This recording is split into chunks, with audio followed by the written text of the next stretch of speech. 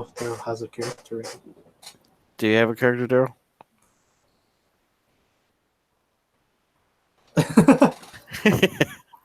We Oh lost him. God!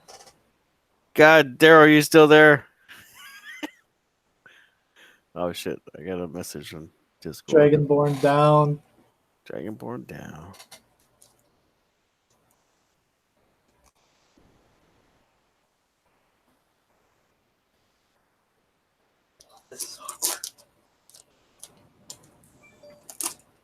Hello. Hey, He's back. yay! I don't know what happened. Scarred me for a minute. All right, so my name is Chapo. Me and a bunch of other my friends, we run servers on Discord. Mine is happened to be called Titaria, the Dream Hold. This is the basically first session of a campaign called The Sins of the Forefathers. Um, the episode is called Rumblings in the Capital. So I'm gonna have you guys go ahead and introduce yourself and your characters, and then we'll go from there. All right. So Alex, why don't you go ahead and do yours? Sure thing.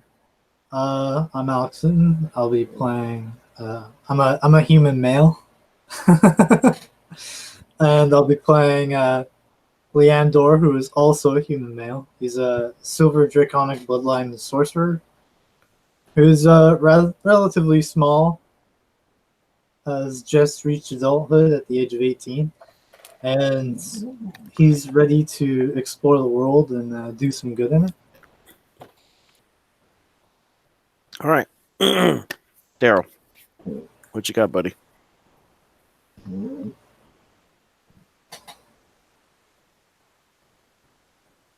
Oh, it left. It left. His clone left. Yeah, it's Or clone he did left and his clone stayed. Okay. So we do have one other player. Hello. Hey, you back? God, I don't know what's going on here, but there we go. All right. Go ahead and introduce your character, buddy. Yeah, I am currently playing a Furbolg Druid. He is also a male. He's called Sharptooth.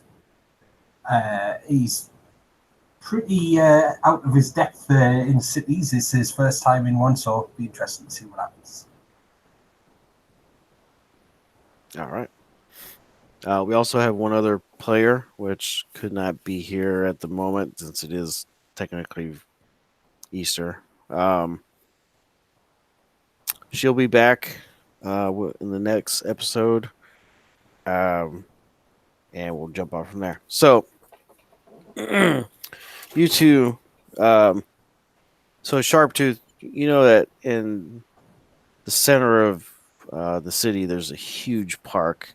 It's got a zoo and it also has a druid grove, which more than likely that's probably where you spend most of your time outside of work. Okay, so you both work for the wardens, which is basically like it's basically what they are. You know what they're called, wardens. They do special assignments for the guard force in the city. The regent, his name is Larkus.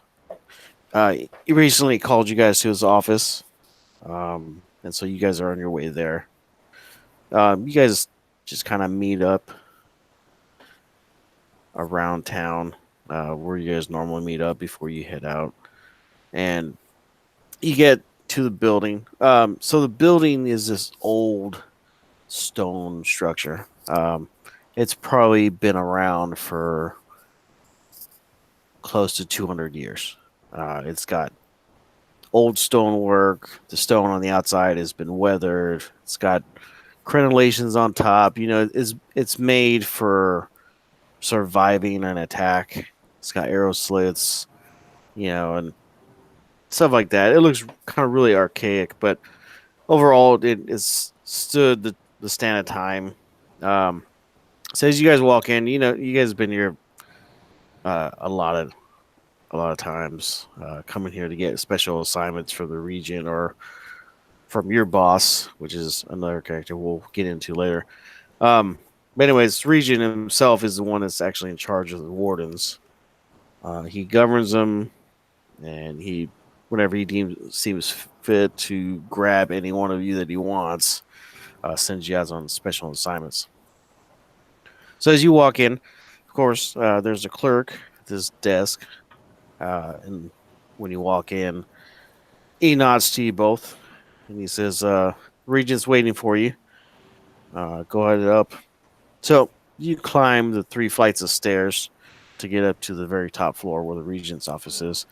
You pass a couple other wardens, and they nod to you, you know, say their greetings and stuff. You get outside of the warden's office, and of course, he's got a secretary. It's a short, halfling female. Her name is Intel. She says, "Hey," says he's expecting you. He's kind of in a foul mood. Yay! She like gives you a cheery smile. It's like, it'll be a good day for you guys. She's like, "Where's the other one?" I'm just gonna write that down on the list of things that are going wrong today. She's like, don't worry about it. She says, "Here, have a candy." She hands you each a piece of candy wrapped up in a little piece of paper. Ooh. Yeah, when you eat it, it tastes like honey and berries. It's actually pretty good. It's like a hard candy. Yeah, I'm gonna save that so maybe he doesn't choke me to death with it later. Okay. And I'll just stuff it in my pocket. As for the other girl, I think she's on an assignment. He's like, I'm not really sure. well, I'm sure you can catch her up when you see her. He's not gonna be too happy she's not here. That she's not here, but oh well. She stomps her foot one time, and she says, "They're here!" And he's like, "Send them in, damn it!" So you walk in, and of course, his office is actually pretty big. It's like a 30 by 30-foot area. It's got windows. It's in the corner of the building, so it's got about 4 windows. Of course, it's decorated with trophies and weapons and cases with magic items and stuff. And he's got his own little wet bar. It's a typical office for somebody that's in charge of over 3,000 wardens and stuff. And as you walk in, you see this large, beastly-looking man. Okay, he has the face of a bear. Okay, he's actually really just looks like a bear. And for what you understand, he's part of a race of bearmen that are from the north of the world. His fur is white, but it's actually kind of platinum now since he's getting really old in his age. And he's so freaking big that he just kind of hunches over his fucking desk. And you can see, like, over in the left corner, this pile of freaking, like, broken pencils where he's just, his fucking fingers are so fucking huge that he just can't hold them right. So he keeps breaking pencils and shit. And then you see some scattered on over to the left side of him. And you see he's, like, trying to hold something in his hand. He's like, gods, why can't they make these things for fucking people my size? And he snaps one of his hand. He's like, fuck it, and he throws it. He's like, come in. And his voice is like just really bassy and loud and just kind of reverberates off the walls. You know that you've met him outside of this office before, and he's probably close to about 8 feet tall. Just huge, fucking huge monster dude. He says, come in. He says, "Where's the other one?" I think she's out on assignment. I don't know. No. I'm the one that gives her assignments. Fuck. Anyways, come in, sit. We gotta talk. Okay. He says, "Look."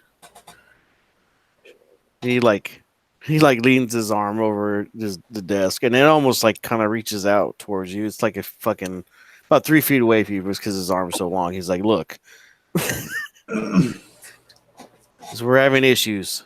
People are having bad dreams. Murders are happening with weird circumstances, and well, all my teams are out right now, and you're really kind of the only ones I got right now dedicated to investigating." He says, "Here." He puts his fucking finger on this piece of parchment and slides it over to the edge of the table. He says, there's the assignment."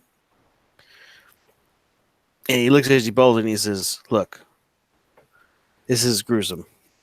He says, "This, I think, has got some other things happening within power struggles or some shit. I don't know." He says, "But," he says, "when you get there and you investigate the damn murder, you'll see what I'm talking about." He says, "If you need anything, just come back here to me. Report to me only. Do you understand?" Damn it. Furball just goes to sleep. He does. He just curls up and turns into a freaking cat, maybe. So, I'll take the paper and I'm like, yeah, only report to you. Got it. And only you? Okay. Got it. All right. So he basically tells you guys, well, I'll catch Daryl. Basically, he just says, he's like, "You report only to me what you find here. Okay. Or anything. Okay. Come straight to me. If you need anything, come to me. I am your point of contact with this. No other supervisor, no council member, nothing." And when he says council member, that fucking sends a red flag for you, like right away, because council members run the city. Okay. So it's like, oh fuck, this is like above your pay grade, like crazy. Okay. Okay. So he's like, he says, he looks at you and he says, "Seriously, watch your asses out there, because I have a feeling this is gonna blow up to something bigger." So, anyways, have a good day. He says, "Get out of here." Okay. And then I'll get up from the chair. You have yourself a better day. I will when I get the fuck off, which I'm never off. I'm ready for retirement.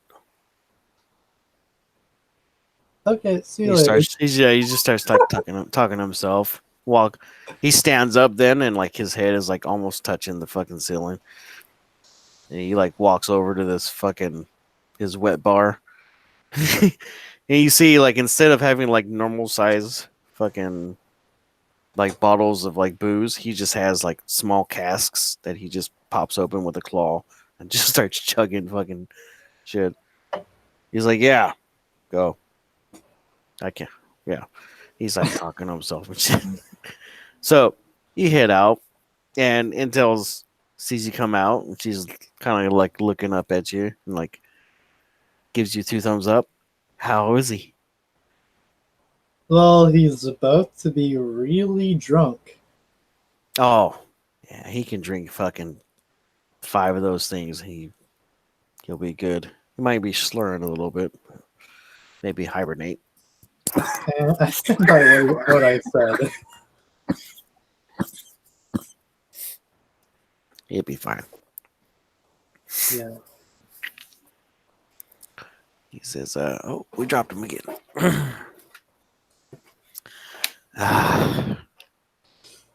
There he is. All right. All right. So, no, you're good, man. So, you guys head out, and oh, excuse me. I'm sorry. You guys gonna read it, or Yeah. you gonna get out of here first and then go read it? Well, I'll read it in front of the desk, but I don't let her see it. Okay. So, basically, it's basically a memorandum.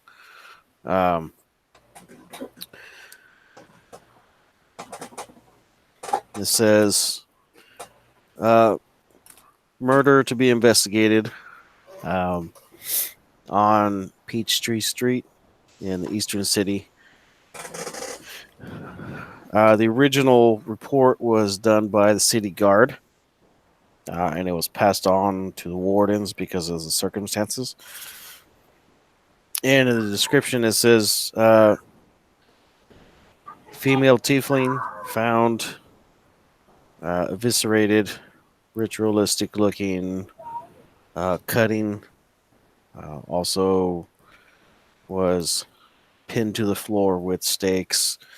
Candles and other ritualistic things were around her in a circular fashion, almost creating a pentagram. Several of the officers had to be released due to the horrifics of the murder. We're forwarding this to the wardens as of we have no leads at the current moment. All of the leads or all of the people that are known by this individual check out. They have alibis.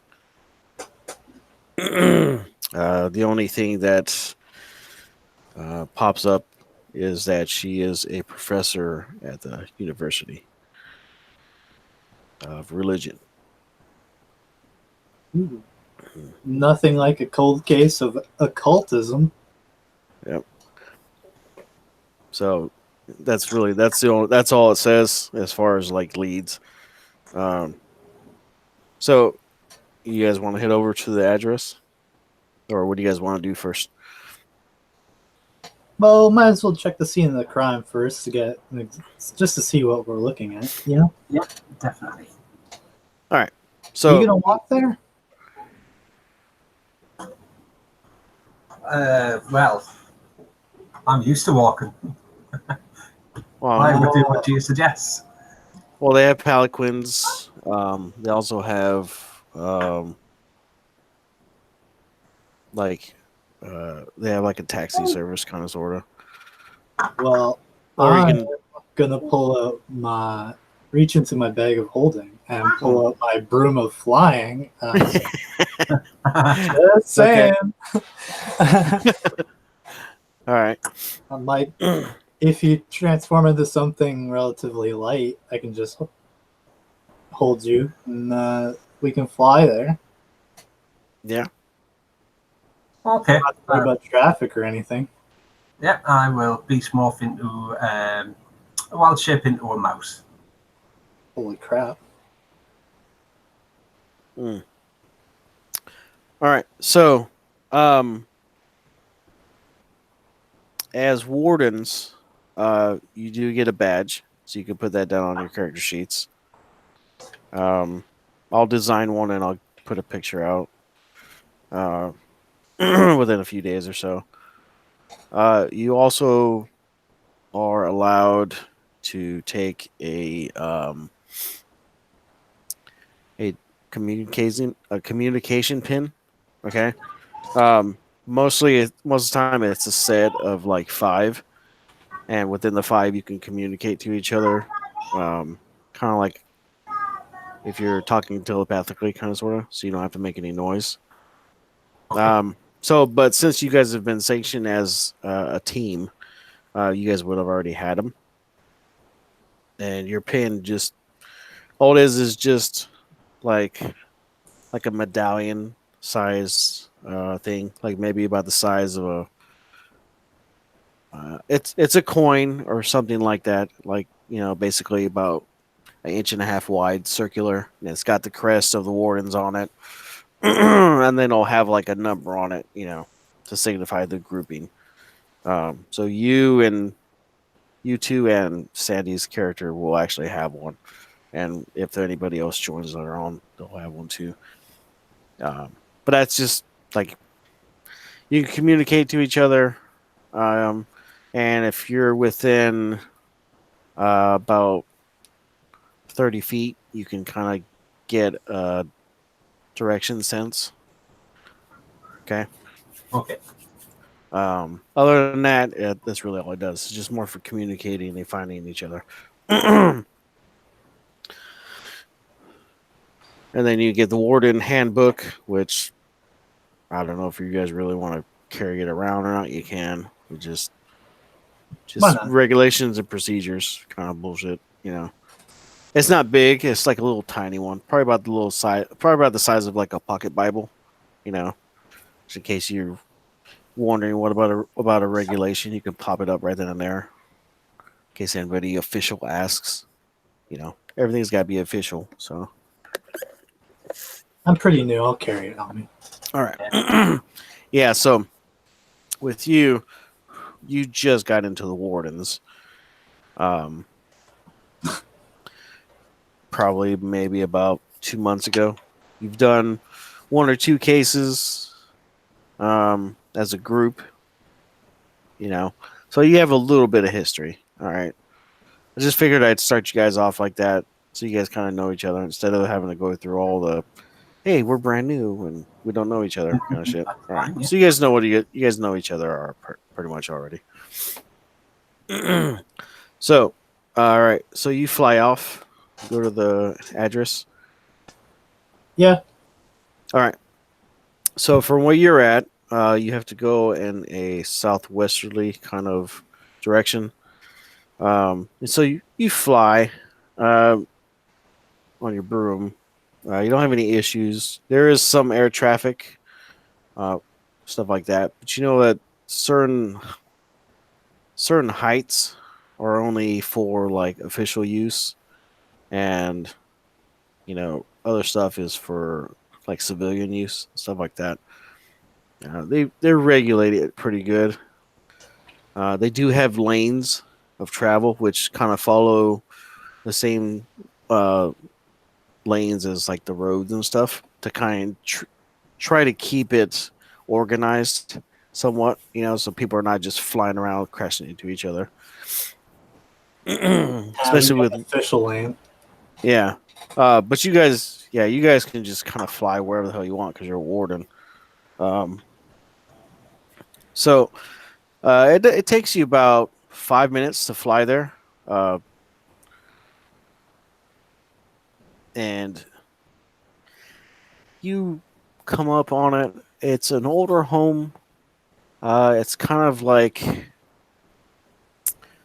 instead of it being like 1 or 2 stories high, it's actually more of like a ranch style kind of stone home where it's spread out over a wider area. It looks to be like a wealthier patron had owned it because the yard is kept up immaculately. The rails or the fencing around it looks like it's made out of fucking really high grade metal, and I mean the place is kept up very well. The house is clean. Doesn't look like it's been just sitting there and stuff like that. It's taken care of. But when you get over there, there is a pair of guards sitting there. They're just regular city guards. And they notice you all, and they kind of wave. I'll land in front of them. All right. They see you too, and then do you guys have your warden? Yeah. pins like on the open, or do you guys kind of keep them on wraps? Well, I had mine out in the open.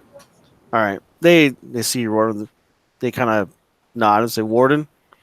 Warden Silverheart, and then I'll pull the little mouse out of my pocket and put him on the ground. All right. And I said, "This is I don't know his name. Sharptooth. This is Warden Sharptooth. Say hello." I won't change back. I'll just kind of wave with one of my paws, and then just start sauntering it while still in mouse form. Okay. Oh, so you changed back into a Furbolg? No, I'm still in mouse form. I just wave as I wander past into the crime scene. Like, wave me little tiny mouse paw. All right. So,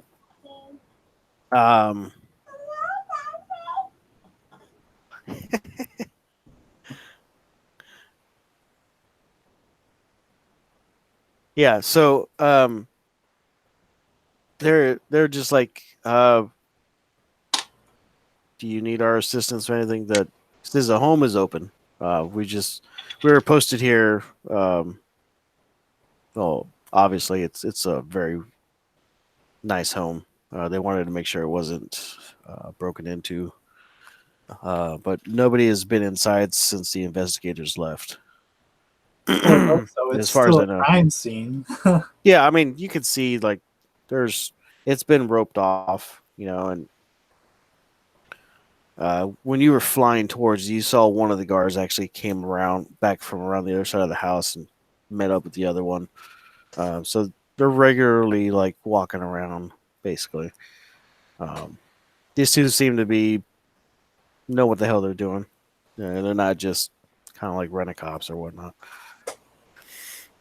He says, so I'm Guthrie. This is Zek. He says, we'll be here until a little bit past noon. And then we get switched out with another pair until until the wardens are done with this place. And then the family will be back to take care of the home. He says, but he says the body is the way is right where it was. He says, for what I understand, they put kind of like a stasis on it, so nothing would rot. Yeah. Yeah. All right. Well, I'll take a look around. Did the investigators notice anything suspicious on the He first time says, around? he says, the official report. There is a copy inside on the table in the kitchen. He says the body was found in the bedroom. All the furniture, from what I understand, all the furniture was moved, and the floor was exposed, and that's where everything happened. For what I understand. Okay. Was there any damage to any entrances? No. There was no sign of entry, no sign of forced entry, as far as I could tell. Okay. Yeah. I'm gonna go read that report and see what that says, and then I'll look around. Okay. All right. So you head inside. You walk in. It's a beautiful home. Lots of windows, good spots for like sitting down and reading. When you walk in, you can see automatically there's bookshelves just all over the place. Not really huge ones, but small ones here and there. And you could tell that the home was, the taste was of a professor and a female at the same time. There's flowers and nice sculptures and stuff like that around. You see some paintings of like a family portrait. Yeah, as far as the actual woman, there is a portrait of her on one of the walls, standing next to like a pillar in her like professor gown. and stuff. Like a picture, like a painting that was painted when she became a professor, basically, kind of sort of. And there's a book on like the coffee table next to one of the couches that's open with a piece of uh, material, I guess, as a bookmarker and some notes with scribbles on it with with the ink and quill. Um, you go in a little bit further and there's a dining area with only like a table big enough for two. It doesn't really seem like she had a family. It seemed like she just lived there on her own. But you want to take a look at the bookcase, or are you going to go for the report, or what do you want to do? Well, while I'm still in mouse form, I'm going to look around and see if there were any smaller witnesses to the crime. Is there any All rodents right. about or anything like that? Okay. So I'll look at the report while I see him scurrying around. that's actually pretty cool. I like that. I'm going to give you an inspiration point for actually staying in form and using the rodent form. So make me a perception roll using your mousely wiles. I am going to smell for them because that actually gives me advantage. Okay. Well, Not that it helped very much. That is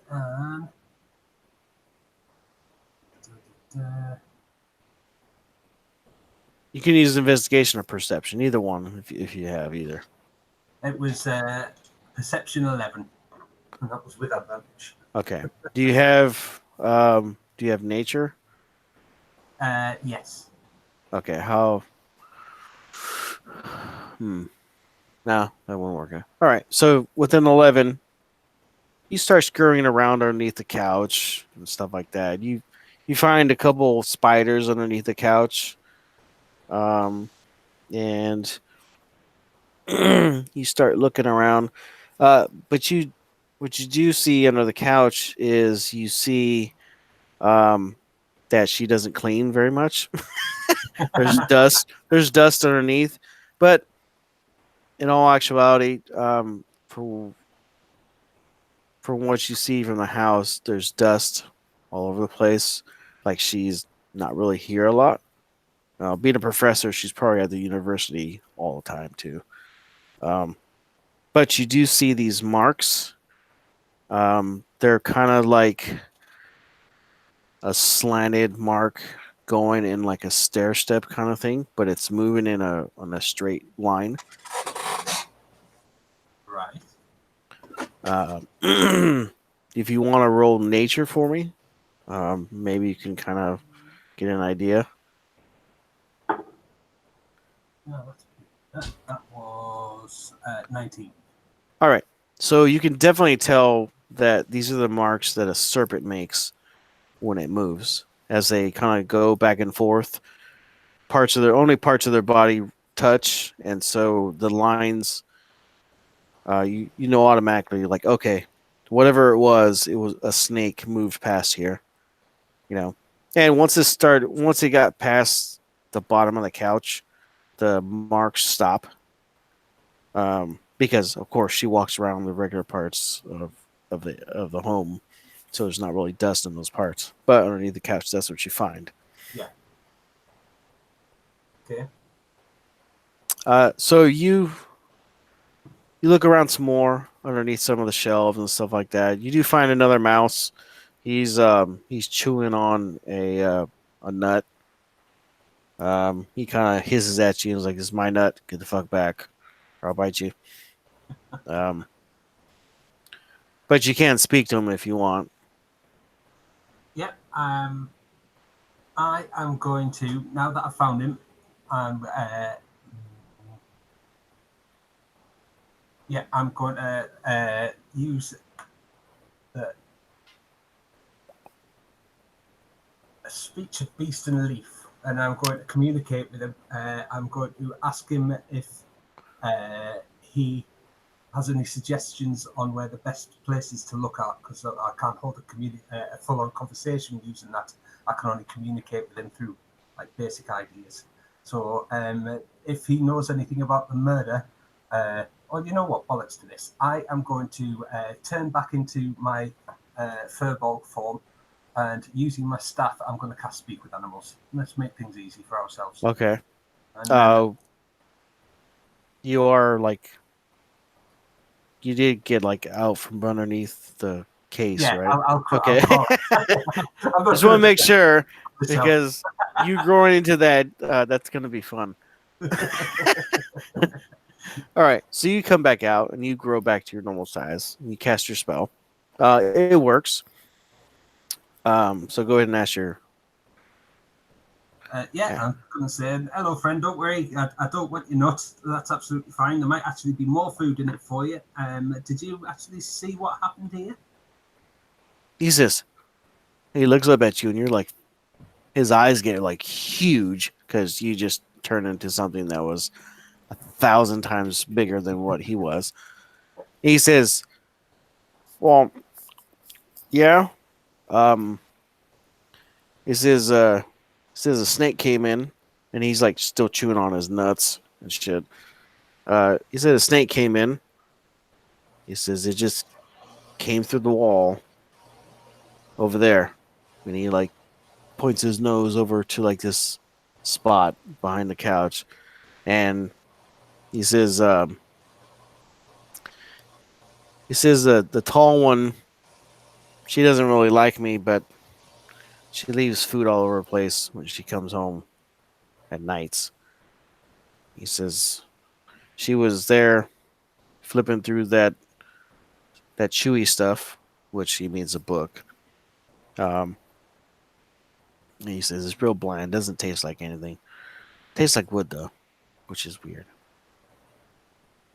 But yeah, she was looking through that, and then she got up and she went into her nest, which is basically what he's saying for a bedroom. And then he says the snake followed her, and then he heard he says I heard it bite her, and then I heard something hit, like fall, and then I heard a bunch of like weird noises. He says I wanted to go, but she dropped the nut or nuts, and well, I like my nuts better than her. That's fair. Okay. So you say the snake came through the wall. There's no, like, when I look at the wall, there's no holes or anything in it. If you want, uh, you got to move the couch if you want to look behind that. In that case, before I move over to the wall, I'll say thank you very much. If you remember anything else, just head on over to the Druid's garden in the park, and you'll usually find me there. And I'll take out one of the ration packs and open it. He's like looking at you like, the park. He's like, what the fuck is that? You know the big green patch in the middle? He's like, that's, I don't know where that's it. Like the park realistically is like 20 miles away. No, That's absolutely fine. not maybe like 5 miles away, but to him it's like 20 miles away. Yeah, You know what I mean? Furbolg he's- cities. Yeah, more likely he's never been to the park. He got spat out around here and he's just gonna stay around here. So House mouse. yeah. Unless he Right. grows wings. And after putting the ration pack down, I'll wander over to the couch and try and shift it out of the way. All right. So you shift it out of the way. You can see towards the bottom where it looks like a hole was melted through the wall, basically, because there's kind of like slag on the floor a little bit, which is kind of weird, but because you figure she would probably notice that, but it looks kind of old, so maybe it was done beforehand. like it was premeditated almost. Okay. But you do get down there and you can kind of look through it and you can see out, you can see sunlight through it, and then you can see a beetle coming down the hole also. I'll But wait. the hole is about 1.5 inches around, just big enough for a snake to slither through. Can I see? You said I could see daylight. Can I see like which parts of the outside? Like, is there any buildings that I can see, or is it just like You well just small you hole, just like daylight for me? yeah, you just kind of you just basically see like grass. Yeah. You know, it's on the way the house is oriented, it would be facing the south. Right. Because when you came to the house, you were basically looking at it in the easterly direction. Okay. So yeah, so basically that's how it's oriented. Mhm. Because her house is like on a corner lot basically. So there's crossroads right there where she is, and I'll make a map of the house later on if that's what you want. Um, just so you can see what it looks like. But as far as I'm gonna work on a map for the city, it's gonna take me a while because the city is freaking huge. She But lives on a anyways, crossroads, eh? yeah, she does. But Mm. yeah, anyways, so you check out the hole. Basically, it's what you get out of it. On the other side of it, you can see some of the grass is kind of burnt in kind of a little bit of a line. Um, but you can't tell exactly. Like you would have to roll like an Arcana roll if you want to try and find out what possibly close. And if you're not good at that, well, your friend's a sorcerer too. So Yeah. My Arcana is no, I don't know much about magic. yeah. So um, Alex, your character goes over to the table, and then you hear this. You hear this chattering, and then you hear this. You hear the couch kind of move. Do you pop your head back in? Yeah, I'm kind of just reading the report, and then I hear the couch sliding, and I'll just look through the opening. Yeah. So you see him. He's moving the. He moves the couch, and then he puts his face down on the floor and looks down by the wall, and you're just like, "What in the fuck is he doing?" And Why am I always paired up with the weird ones? so you go over there, and you look down to see what he's doing, and you can actually see a hole in the wall, and you can see slag marks where it basically was burnt through. Um, Ooh, that's special. Yeah, Yeah. a witness saw a snake entering here. Said that the snake followed the lassie. Then he heard lots of noise, but didn't know what happened in the other room. He was otherwise engaged. He wasn't able to actually get into the other room. It looks like this is the point of entry for the murderer, though. For the snake. Yeah. Right. All right, I'll take a look. All right. Do you want to try and find out what it used to get through the wall, or? Yeah, but I'm All going right. to do a quick prayer to Saloon Okay. first and ask for her Ooh. guidance. All right. So you definitely get guidance, and you get an automatic +4 to it. I mean, I have the spell guidance. No, I know, I get that, but Okay.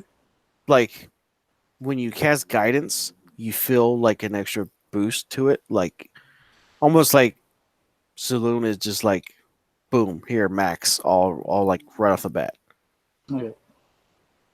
Which is weird because most of the time you kind of get it fluctuates, but in this instant, it automatically just jumps to max.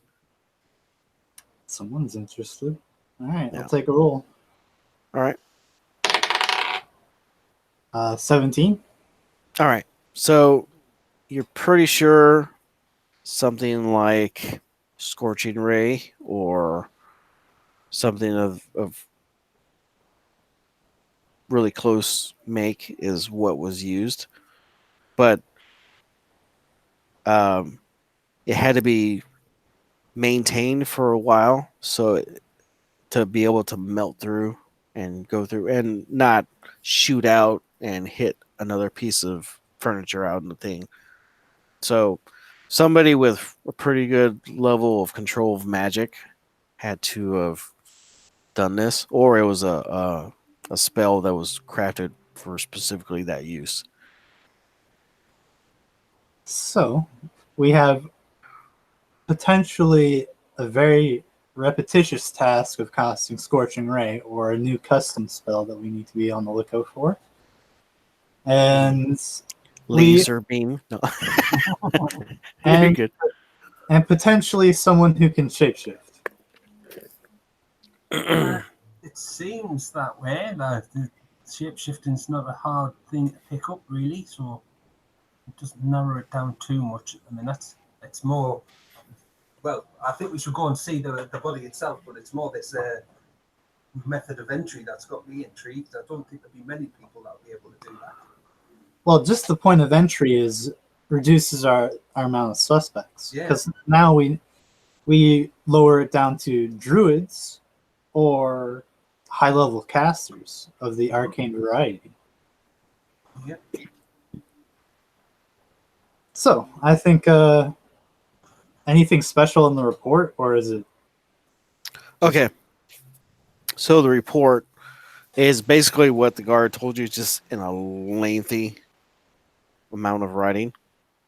But it does detail that the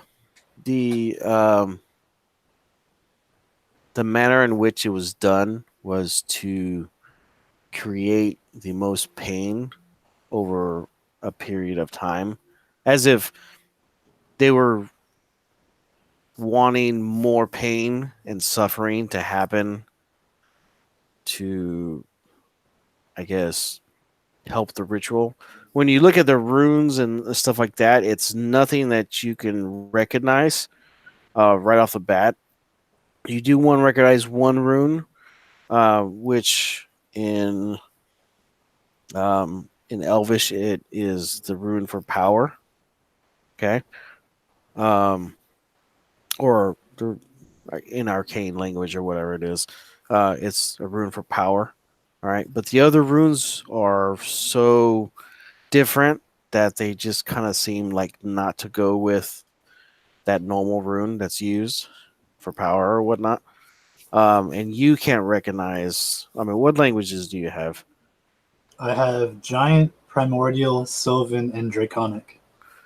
Okay, so it looks similar to primordial and draconic because they're really old languages.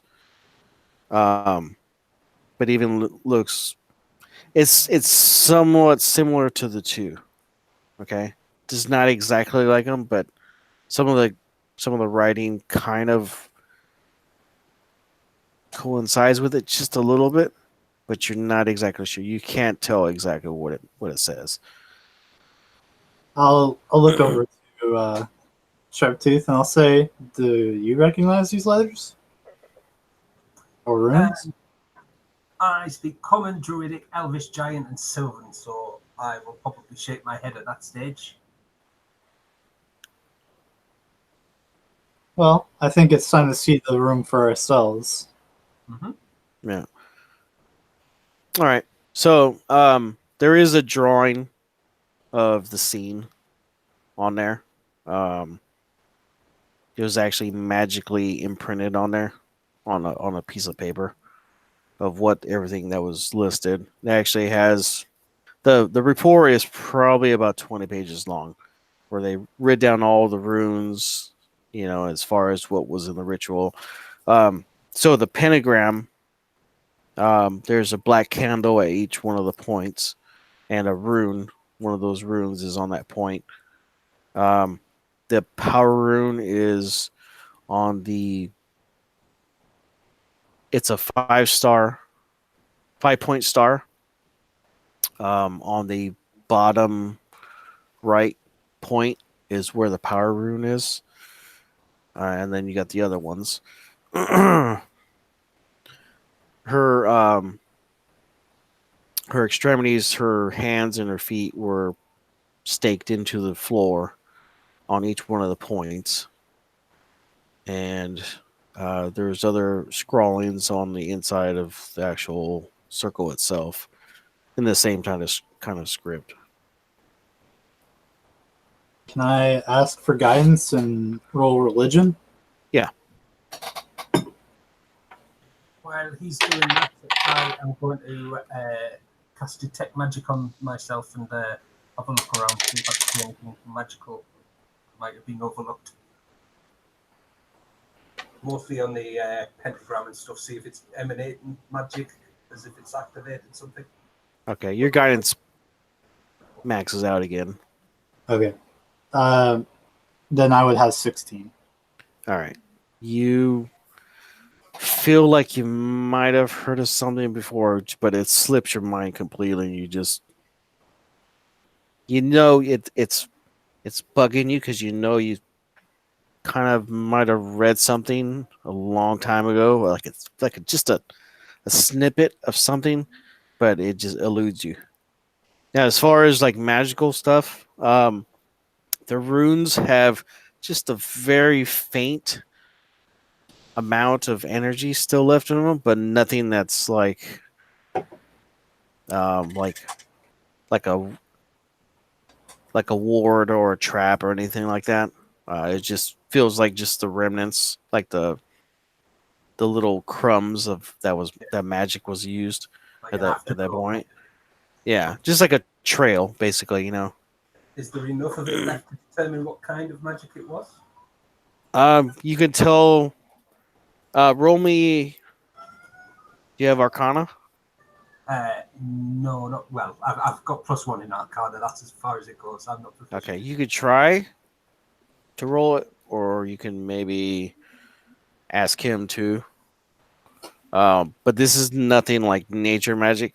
Yeah. So it's actually ritualistic magic. So it'd be more in his Yeah. line of expertise. Right. Well, I'll certainly communicate what I've found. There's still a bit of an afterglow of magic to these symbols, but I can't make out what kind of magic it is. All right.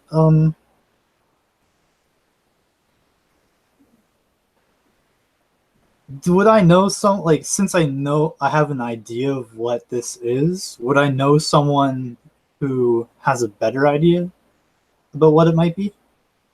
Yeah. You know that.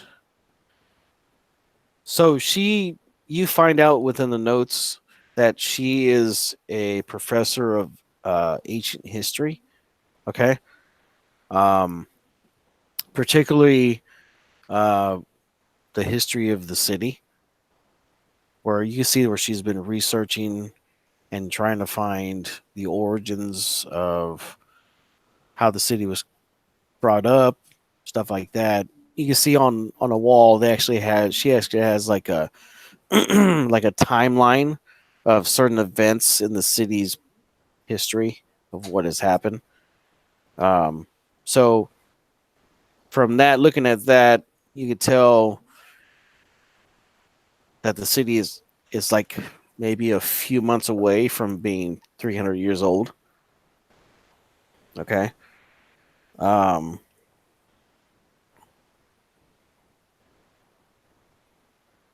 Okay. sorry, I was doing something. Yeah, you could tell that it's 299 years and like 7 months old. Okay, so it's like a few months from, and you know you've been hearing like rumors that the council is going to put like a huge festival on because it's a 300-year mark and stuff like that. Normally what cities do whenever they hit like a big milestone, kind of sort of. So there's posters up of like a big festival in Central Park, and there's going to be a huge ball at night, and just different things like that. Festivities and stuff like that. So there is one other person that you could think of. So you're a cleric, right? I have a magic initiate for cleric. Okay. So you know that when you learn those few things of magic from the clerical side, that you went to this one priest, okay, or this cleric, whichever deity that you picked or whatever. Anyways, you learned from him, but while you were there, he had spoke this one time to this like high priest that resides in the same temple, and you know that the dude that taught you was pretty powerful himself, but this guy, he like freaking revered, you know, so he might be like like really higher up priest. So that might be a lead that you can probably follow. And he was actually, let me think of he was actually a high elf. So he was pretty old then when you did see him. So Okay. that's a lead. I'll roll that Arcana check now. Okay. That would be 26 with guidance. All right. I crit with it. Oh, you did? Shit. Okay. So what are you looking for as far as like the Trying to skill? understand the symbols and their nature. Okay. So the symbols have the tracings of necromantic magic. And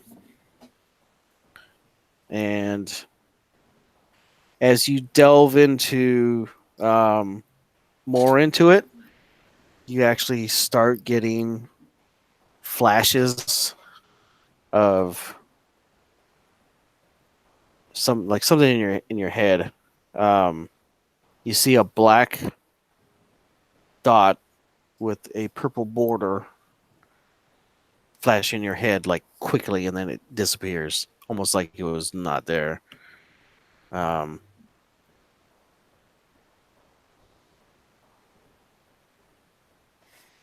so that pops in your mind, and then you feel like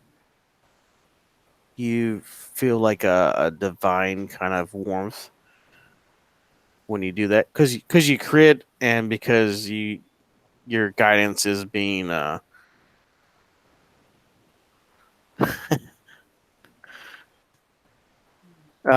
because you crit, and you're getting divine guidance maxed out.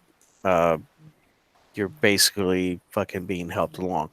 So yeah, so that pops in your head, and then you kind of feel like a very malevolent kind of power like brushing against you, and like you pop out of that shit really fast because it scares the fuck out of you. like really super evil shit. You know what I mean?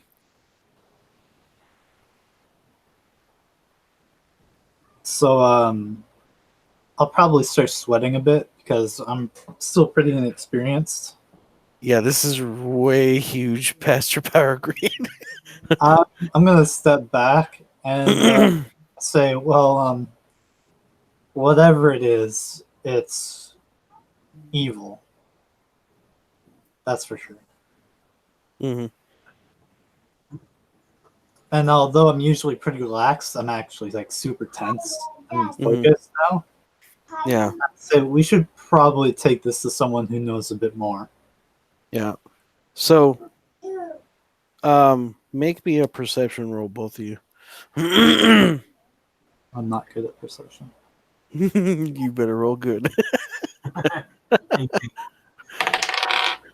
4. Yeah, that's awesome. So glad I'm taping this.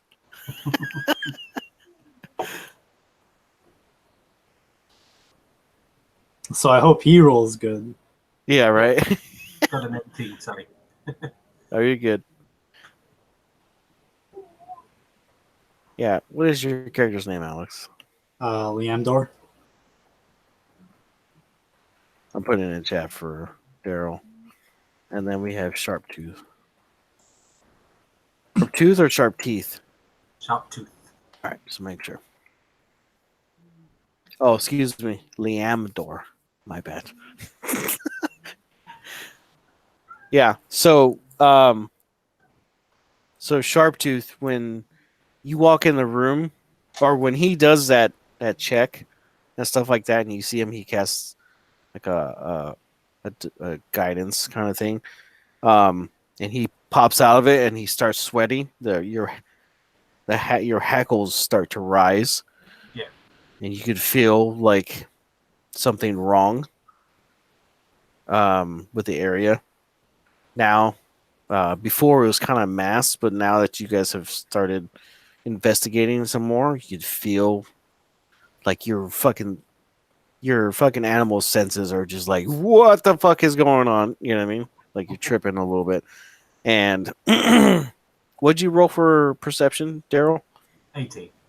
Okay, so on just past Leamdor on the wall, you see something seeping out of the wall.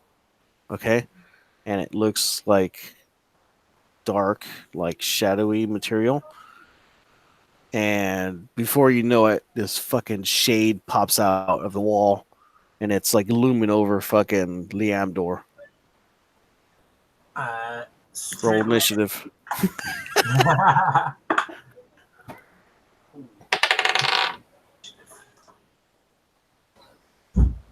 Let's start with a 10. Nice. I'm going to roll in the dream hold. I find my dice roller. There you is.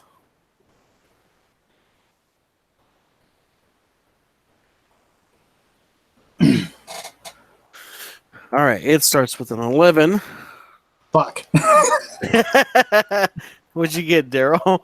I got 16. Oh, okay, so Daryl goes first. Good for you guys. Right. So as soon as I see it, especially when it gets close to my companion, I am going to cast Entangle at it, which is a DC 15 strength save.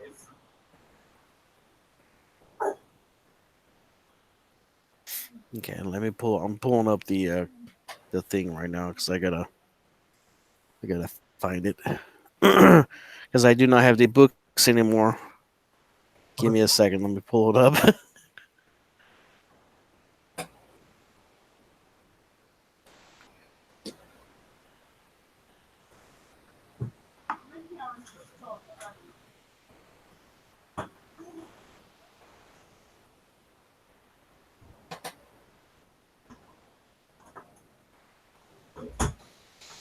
Danger, Will Robinson. Yes, it's definitely true. Oh wow!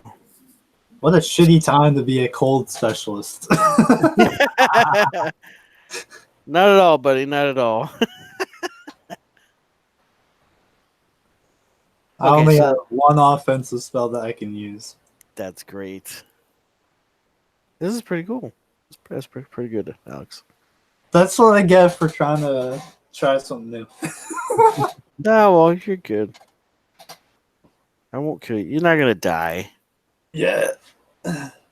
Might get maimed just a little bit, but you ain't gonna die. We'll see about that. Hey, I try and kill you guys, but you guys always freaking come back. So let's do this, baby.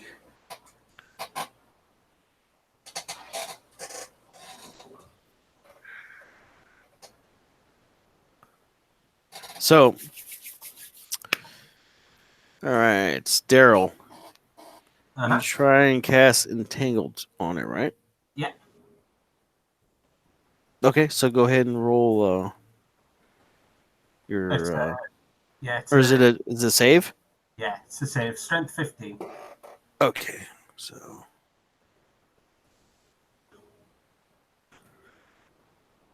oh, that actually might fucking not work in his favor. Yeah, he gets a -2 to strength. That's funny. Okay, so it fails. It gets entangled, right? Right. And it's Yeah. just, it's like fucking trying to reach out. Liam Dor, you fucking turn around, and you like the claws are like right by your eyes, like it's like that close, trying to fucking grab you, and you're just like, "Arr!" Or whatever way you do it, or whatever. But yeah, and the room is kind of dark where they had put like covers over the windows, so that's why it was kind of hard to see it before. But now you guys are just like, oh shit!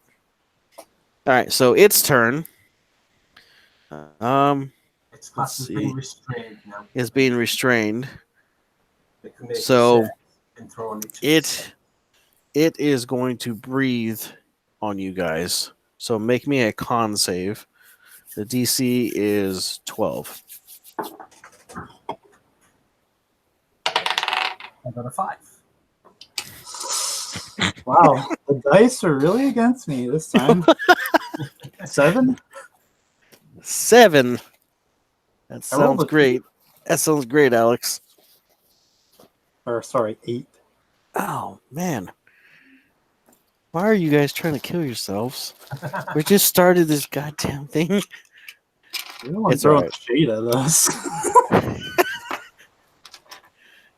Don't blame me. Okay, it is my fault. All right. So you guys take 3 points of necrotic damage, and you feel a little bit of your strength kind of drain, but it's not like crazy. You get 1 point of strength damage. This thing breathes just this dark cloudy mist at you guys. All right, so that's his turn. Go ahead, Alex. Oh, you want to play the breath game, huh? That's all right. I could play that too. And I'm going to cast Dragon's Breath on myself, but realizing it's a shade and probably isn't affected by the cold, I'm going to pick fire instead. Yeah. Okay. And I'm going to use my action to breathe fire on it. All It's right. got to make a dexterity save. All right. The DC is 14. Okay. With it being restrained, doesn't it automatically fail? Hang on. I think it gets disadvantage. Disadvantage. No, it actually has resistance to fire. Let's see.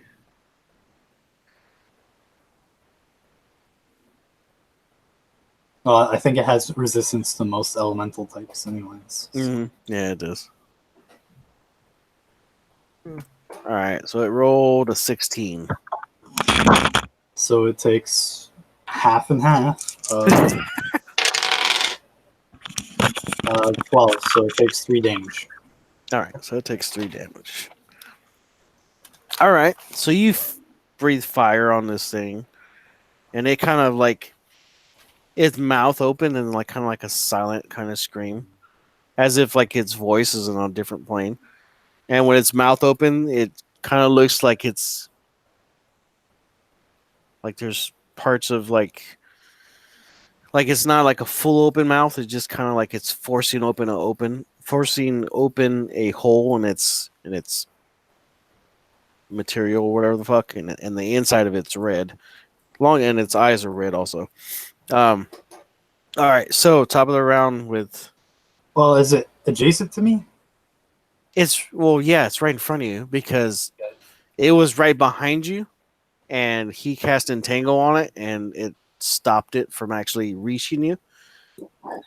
So when you turned around, it's right in your fucking face, and then Sharptooth is right behind you, also. Okay, I wanted to move away from it if it was safe, but it's not. So, fuck it, we'll stay there.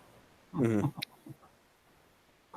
Just lucky that he cast Entangle on it, and he was effectively restrained. So, Don't murder me. I'm kidding. That's your turn? Yeah. All right. So, Daryl. Yep. I am going to stamp my staff on the floor, and I am going to bonus action wild shape into a brown bear. Probably just say squeeze into this room, being that big and big. But here we go. And That's great. So as you grow into your form, your left foot smashes down into the body, but you can reach over the top of Alex's head and fucking swipe at that thing because the room is big, but at the same time you guys are so like close to this thing that you can just kind of like step, like you can move your body to the left a little bit and swipe with your right hand or your left hand or paw or whatever at this thing. Yeah. So as a bear, I get a multi-attack, 1 bite and 1 claw attack. Claw attack. God, I'm rolling crap tonight. 13. A 13 will hit. Oh, nice. You also have advantage because it's restrained. Yeah, that was with advantage, unfortunately. Oh my god. We're rolling like shit. Yeah. Oh my god. 7 4. So what's that? 11 damage from the claw. All right. So he's got resistance to it, so he gets 3 damage, basically. If it's resistance, it would be halved, so that would be 5. All right. And then for the bite, it's 15. Okay. Hit. And that is 1 to 8 plus 4. Hey, 12. So that would be 6 if he's resistant. You rolled 12 to hit. Yeah, 8. No, 15 to hit and 12 to Okay. damage. All right. So he takes half. All right. So you smack this thing and then you bite it. And as you bite it, it fucking rakes you. Mhm. Okay, because his turn is next, anyways. Ooh, that hurt. So it tags you. And it does. Ooh. Actually, it did more damage than I thought it did. Sorry. You're like, It's stop fine. finding shit out, Chapo. Stop it. God damn it. It's fine. It's only resistant to all of our attacks. Oh. Yeah, that's going to hurt, buddy. Let's see. 12 necrotic damage. And your strength score is reduced by 1. Ouch. That's a nasty bastard right there. Oh, I'm sorry. He rolled a 19. Effectively, his skill to hit you was a 23. So Yeah. I'm like, you're like, he didn't even tell me what the hell he rolled. No, What the fuck, Chapo? It didn't crit. Sorry. It didn't crit. No, he didn't crit, but fucking, you got close. Like, really Bears close. don't have the biggest of ACs, so I figured he would hit like. Yeah. And actually, I should ask you this. Would you rather just take the normal damage, or would you want me to roll? I'll leave that up to you. I don't mind if you want to roll. Okay, well, if I roll, you're taking 12. If you take just the whatever damage it gives here, you'll actually 11. So I'm giving you the chance because I didn't ask you already. That's fine. I'll just take what you've rolled. That's absolutely fine. All right. Anyways, yeah, so it rakes you with its claws. So, Leandor, you're watching as he fucking smacks this thing and then he bites into it. And as he does that, it fucking reaches its claws out and just kind of rakes him when he bites him. Actually, I can't do that, can I? Because he's restrained. Fuck. It will be a disadvantage, I believe, the attack. Would it be? Okay, let me roll again. All right, so it would be a 12 to hit. It would still hit. Okay, all right, well, there you go. Works out. Stupid bear form. fucking bear. All right. All right, Leandor, your turn. I'm gonna use my rally feature from my martial adept on Sharptooth. I'm gonna say to him, "Don't give up. It's just a single shade." And he's gonna get 8 temporary hit points. And I'm gonna breathe some more fire on it. It's gotta make a dexterity save at disadvantage.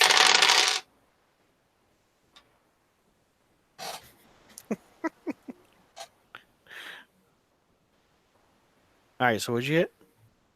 I'm using my dragon's breath. Okay, so what? He's just got to make a save. Yeah, dexterity save at disadvantage because he's restrained. Okay. Yeah, you hit him because he rolled like a 5. So he takes 7 total, so 3. 3 fire because he's resistant. All right. So you blow your breath at this thing, and it just you kind of angle your head in a certain way so you don't freaking like catch the fur of the bear. But you do singe him on his arm just a tiny. It doesn't do any real damage, just more flavor. But you catch this thing as it's entangled, and it starts burning up.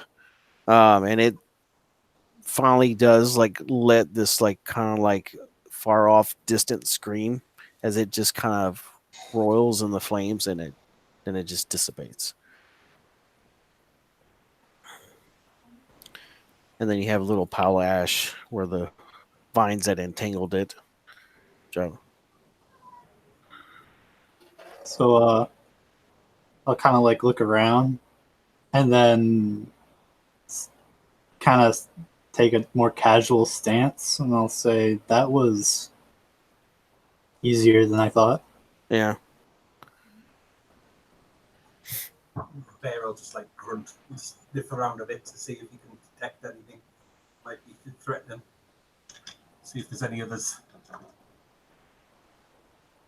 I'm going to put the ash in my bag of holding. Okay. No, it's from the vines. It's not from the. Oh, thing. never mind then. Yeah. I mean, you can if you want. I'm just saying. You got some. I thought it was from the shade, so. Yeah. So freaking. So after it dies off and all that stuff, and you put out the little fire that you got going on where the wall is, it's basically just like a picture of like an ancient city or the city like before it grew into as big as it is right now. So after you do that, the room gets warmer. And the cold kind of goes away since that thing died or whatnot.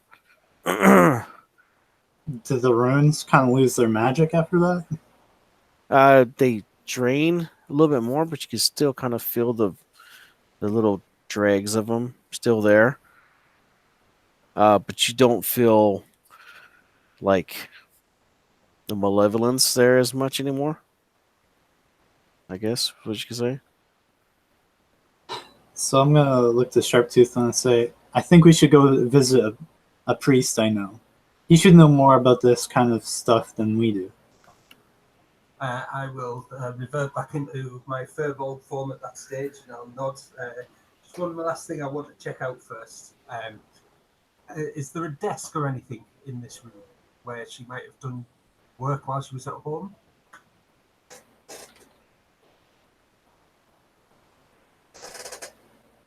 Hey, you're playing a sorcerer, right? Yeah, I am. Okay. And I know you're a druid. Sandy is a fighter. Yeah. Okay.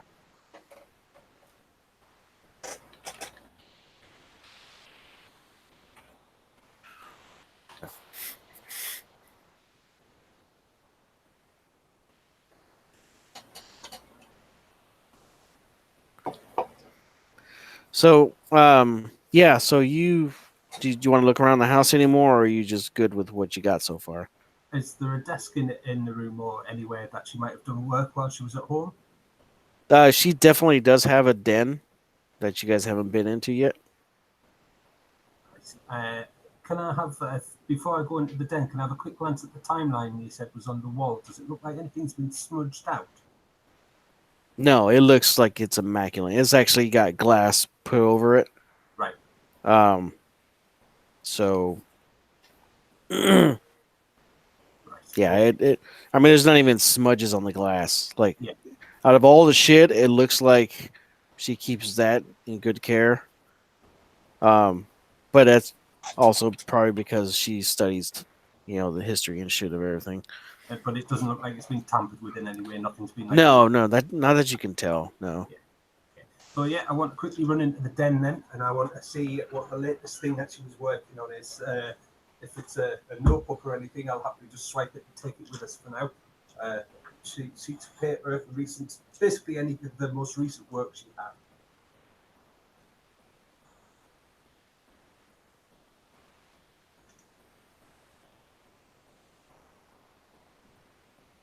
All right.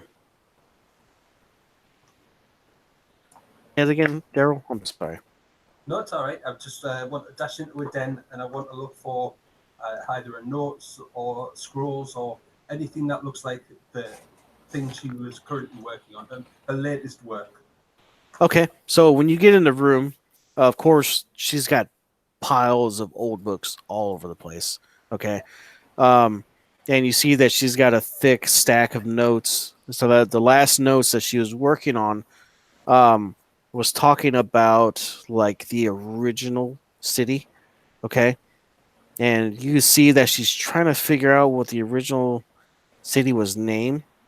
Um, and you see in this really like huge word, that the original city's name was Rosh. Okay. Okay. But over time they just started calling it a capital city because it was a capital, and then over time it just kind of faded into just being capital city. All right, but the original name of the old city, the central city, is called Rosh. And under the notes it says, finally found the original name in such and such text. It refers to this, and this text refers to this as that. And it lists like a couple books. Like it lists 4 books that have the mention of Rosh in it. Okay. And do I see those books in the piles that are around? Okay, you see one of them, which one of them is ancient histories of capital city, a condensed version, and it is probably about 70 years old, or from its original print. Yeah.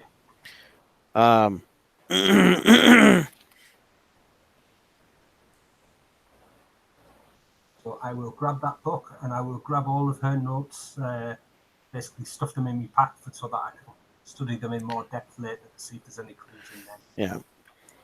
And then I will join the Amdo. All right. Do you want the list of the other books too? Yes, please. All right.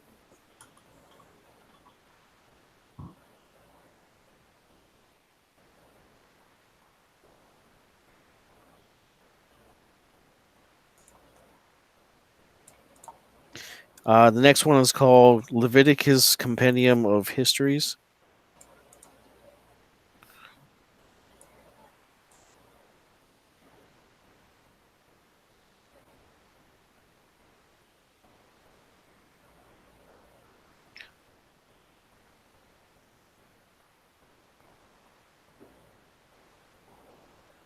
Sorlana's Brief History of Central City.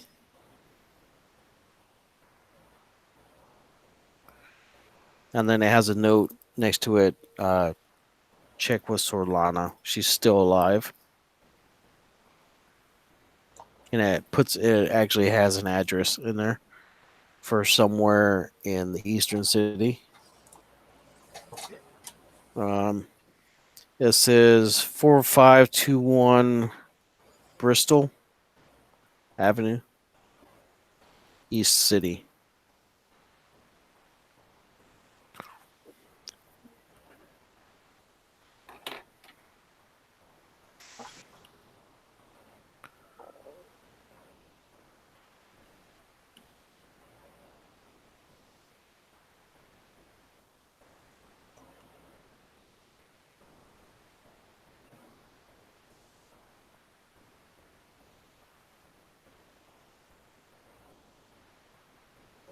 And then you have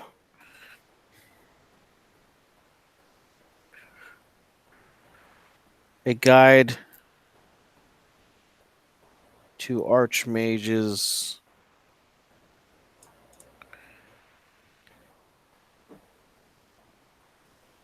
History of the ancient city.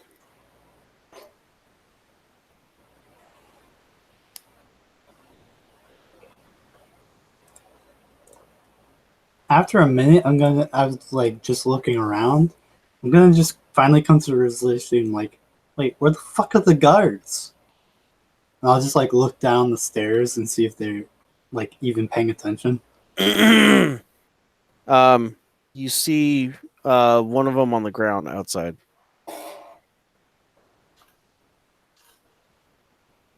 On the ground. Yeah. Like You see unconscious? Like you see on the ground, and there's a pool of blood. Yeah. The gate to the actual property is solid. So if you close it, which is what they did, you can't see inside. So it wouldn't be like somebody walked by and it's like, hey, dead body. Interesting, you know. So while he's after seeing the body, I'm gonna say Sharptooth. Mm-hmm. I don't think we're alone in this house anymore. Oh, joy. Okay. I will just hold my staff in two hands. One of the guards is dead outside. Dead? There are Well, unless the blood is someone else's. many. I will wander very carefully forwards, and I will try and see if he is savable. I can bring him back from the brink of death if we can avoid healing. You go outside and check them? Yeah. I'm gonna stay near the stairs and keep an eye inside the building. I'm gonna watch his back, essentially. Okay, so who's going outside? Daryl? Yeah. All right, so Daryl, you step out the door. What's your AC class? Now that I'm back to normal, 14. Oh no! All right. This is bad. Okay.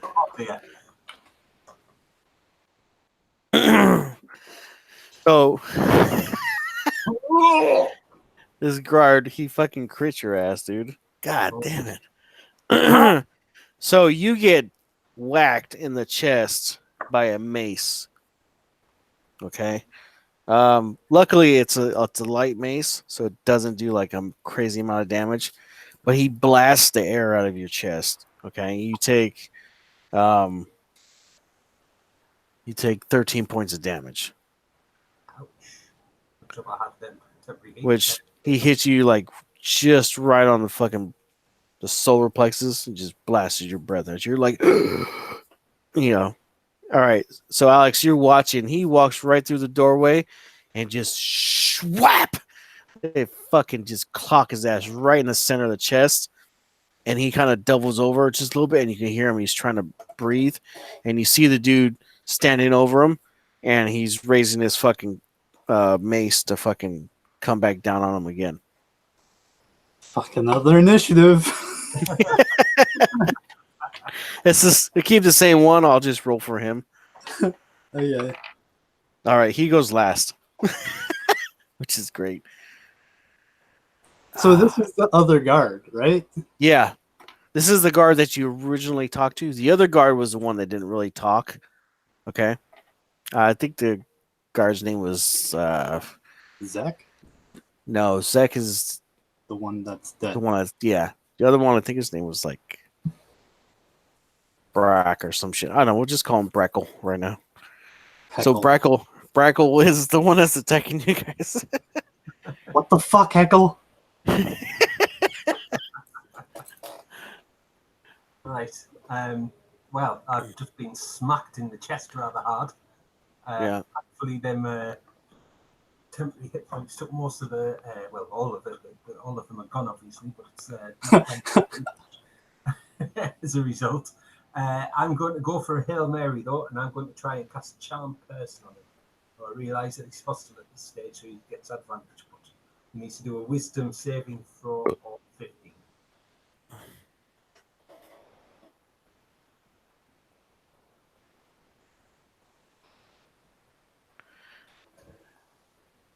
Are you listening, Kai? Yes, yes. She is? Okay. Yeah. Just jump in. Use the hangouts. We'll figure out the character later. Oh, awesome. Fucking awesome. I love when she plays characters like that. She's just like, I'm gonna fuck somebody up. Hell yeah.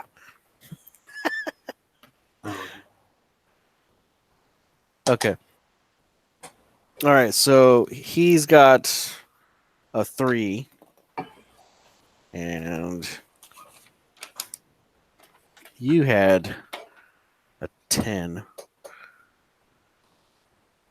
think we said Breckle, right? Breckle. Yeah. He's got a 3. He's getting charmed. He's getting charmed. All right. Yeah, but try and charm him. Hail Mary move. Okay.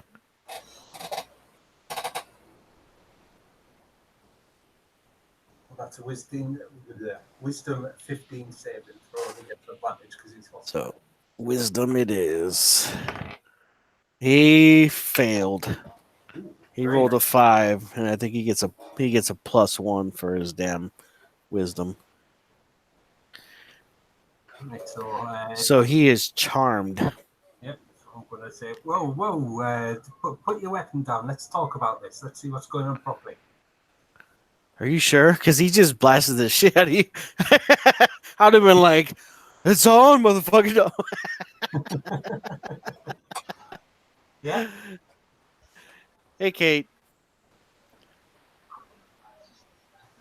Oh. Hello? Hey, can you hear me?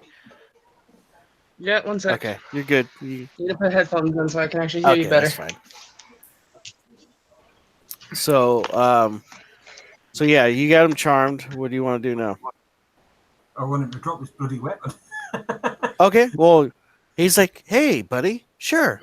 He's just like, he drops it down all happy as shit. I sure will. How can I help you? Well, let's just take a seat here and shoot the breeze for a bit. Well, why are you attacking us? He's like, "Oh, well," he's like, and you see he's having a hard time. Like mentally, he's having a hard time trying to answer you. He's like, I can't tell you that. Okay. Did somebody ask you to attack us, or did it just seem like a good idea, or? Oh yeah, somebody told me to do something, but I still can't tell you. I'd rather kill myself than tell you. Well, And he actually pulls out a little dagger, you know, just kind of like this, and he starts like trying to shove it in his neck. Okay. And So, yeah, if I've got time, I'll shout at him to stop. all right. So if you want to try and stop him, make me a dex roll. Be right back. Okay. All right, 13. All right. You gonna try too, Alex, or you're just like, fuck it? He's evil, and he wants to bring harm to people. All right. I'm gonna make sure the other guy stays alive. Okay. So, yeah, he got a 15, so he's able to jab it in his neck pretty good, and he kind of basically does seppuku to his neck. He just makes himself a happy face, and he cuts his throat out. He's like, excuse me. He's like, yeah, I'm sorry. And he basically just finishes cutting out his fucking ability to talk. Am I able to use cure wounds on him real quick to try and save him, or is he just passed out? You can, but more than likely he's gonna probably try and just keep doing the same thing. Well, Like while he's still living, he's basically like just destroying his neck with his dagger, well, with alternatively, his fanatical stare in his eye. I'm going to use spare the dying on him. All He right. doesn't come conscious, but the bleeding stops. Okay. So he's still alive. He's just basically turned his neck into hamburger. So Hopefully, the wardens can get something out of this guy. I don't think that was him, though. I think something was compelling him. You know what I mean? So that's one of the reasons I want to try and keep him alive. If we could try and work out what's possessing him. roll an insight. Insight. Bloody hell. 8. The words is what makes me laugh. I miss playing with you, man. Yeah, so from what you can tell, it's him all day long. He's just like, I like you, but I'm gonna kill myself. Sorry, buddy. Stab, stab, stab, stab. So, does our boss have a communication pen? Yeah, there is a function where you can talk to him, but you get basically sent to Intel first, and then she'll decide whether or not it's important enough. So, I think this is pretty fucking important.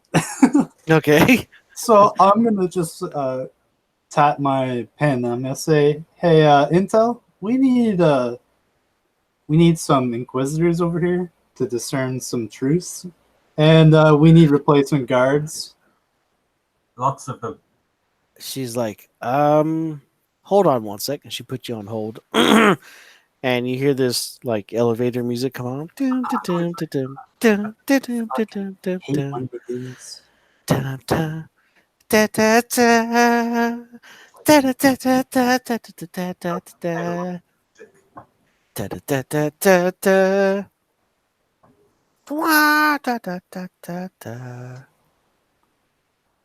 All right, she comes back on. She's like, oh, he comes on. He's like, what's going on?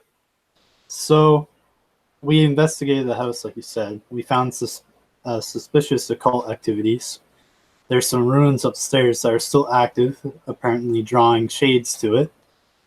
And when we came down here to wonder why the guards didn't come to help us, one of them turned on us and has nearly killed the other one. They're both unconscious right now, and we need some immediate assistance, or at least recovery. Okay. You're on your own. Remember, I told you this is just us. I don't want the Inquisitors or anybody else involved in this. He says, wait, I got somebody I can send to you. Well, we have 2 dying guards here. We can't. He's like, I don't care. Get them out of the street.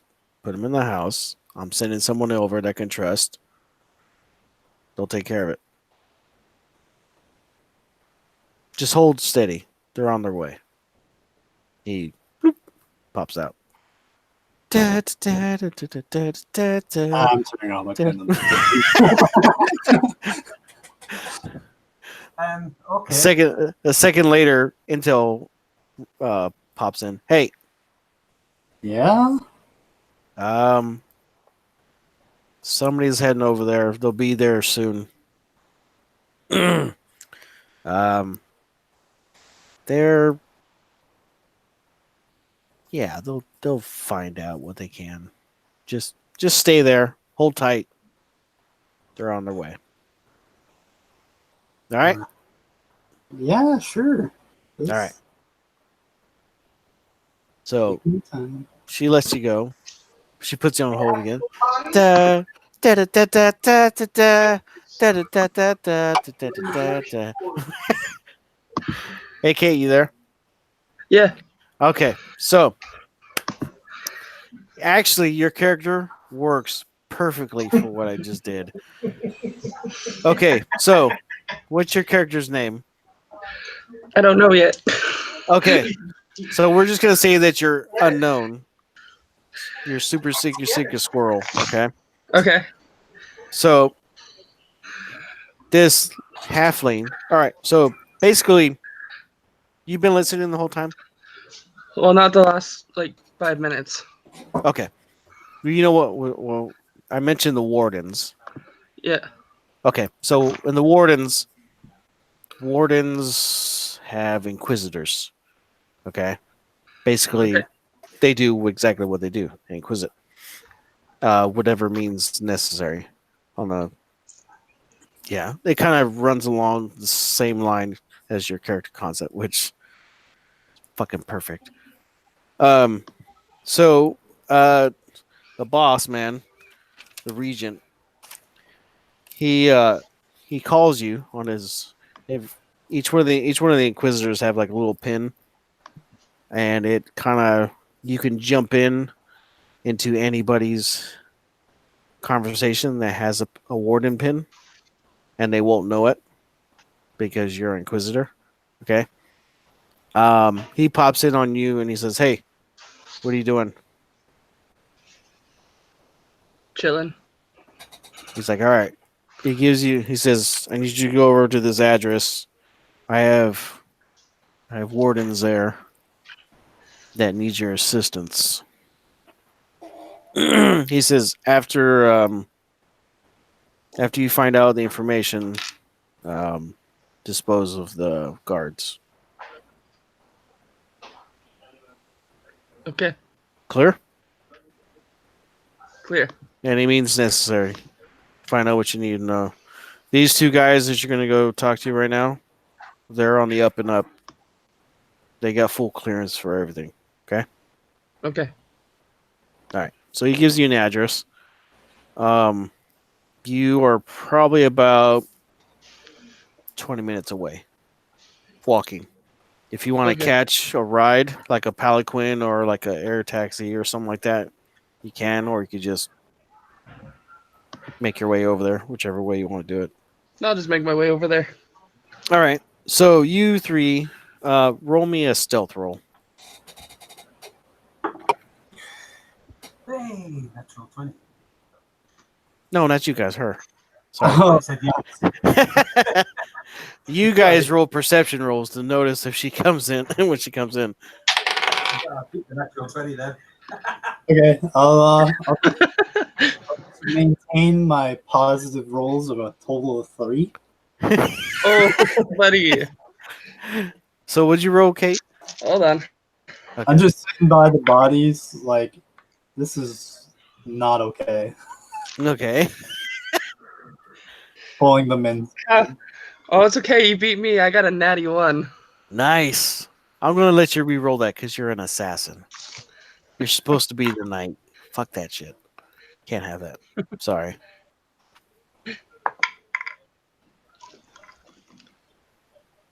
I went from a natty 1 to nat 20. Nice. That works perfectly. All right. What'd you roll, Daryl? Also a nat 20, which in total will be a perception of 25. All right. What'd you get total, Kate? I haven't done my stats yet. I just rolled the dice. I was hoping nobody would else got a nat 20. Okay, so for shit's sake, I'm gonna say that you got higher than him just a little bit, okay? Because we're gonna have the flavor here, okay? Fucking Okay. Daryl. Damn it! Why'd you roll on that 20?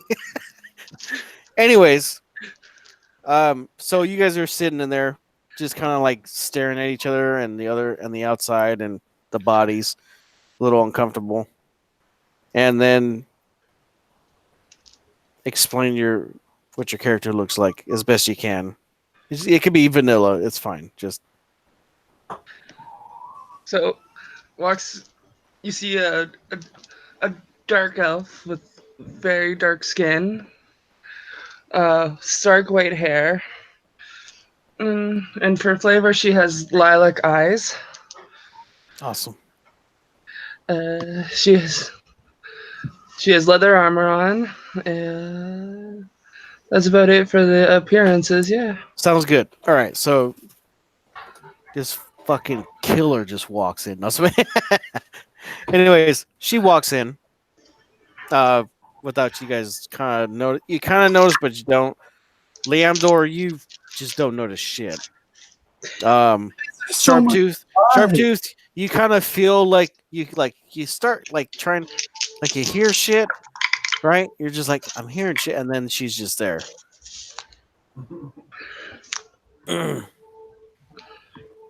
God, I should have learned prestidigitation in warden class. This Mhm. is ridiculous.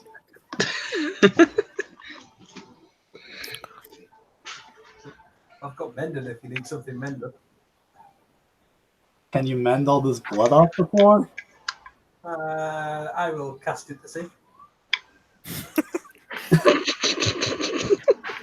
Yeah, the blood just kind of seeps back into the body, and then after the spell's over, it just drains back out again. Well, It doesn't work that way, damn it. Those were inanimate. Well, it is inanimate, sort of. He's unconscious. Yeah. But he's still alive. He's not inanimate. what's his clothing Possibly. mended? What his stab wound was is probably not mended. I don't know. Yeah, so 46, drop lowest, nothing below a 12. Yeah. Okay. As I roll my stats as we play, we're good. That's fucking awesome. All right. So you walk in, you see a body on the floor, and it looks like its neck has just been fucking hamburgered with blades, with a blade. You could see a blade next to the body, dagger, whereas obviously is the weapon that was used. Oh, excuse me. And you know from experience that the way the body is right now, you need his neck, you need his windpipe repaired at least for him to be able to speak.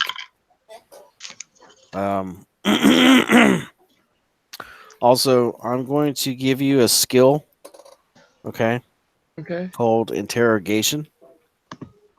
All right. Okay. And it's going to be based off of charisma. Or Based off wisdom. charisma? You can base it off of wisdom or charisma. I'll let you pick. Wisdom. Okay. And I'm going to give you expertise in it. Okay. Just because I'm making you an inquisitor. Okay. The wardens, they have their own shit too. But since you're an inquisitor, a warden inquisitor, you're gonna get that skill. So yeah, so that's what you see on the floor. You did see another body in there too. Top of his head has been caved in with a mace, it looks like. And do you walk the whole house, or you just come into where they're at? Well, do I see them all there? Well, these two guys, they're standing or sitting in the living room area, and the bodies are right there, right inside the doorway. The front gate of the property is got a gate that's solid, so you can't see from the street what's going on inside, unless they're like trying to see through like a crack in the doors.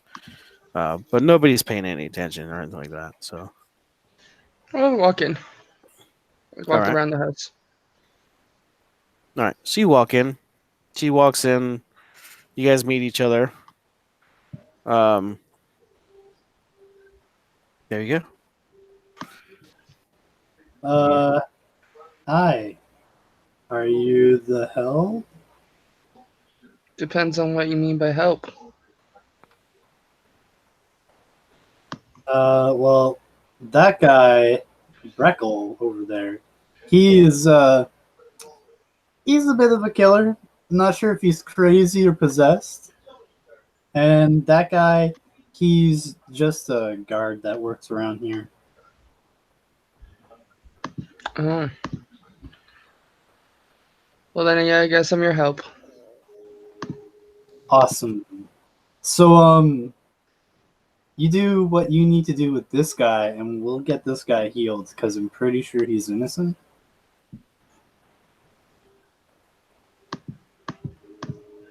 Okay.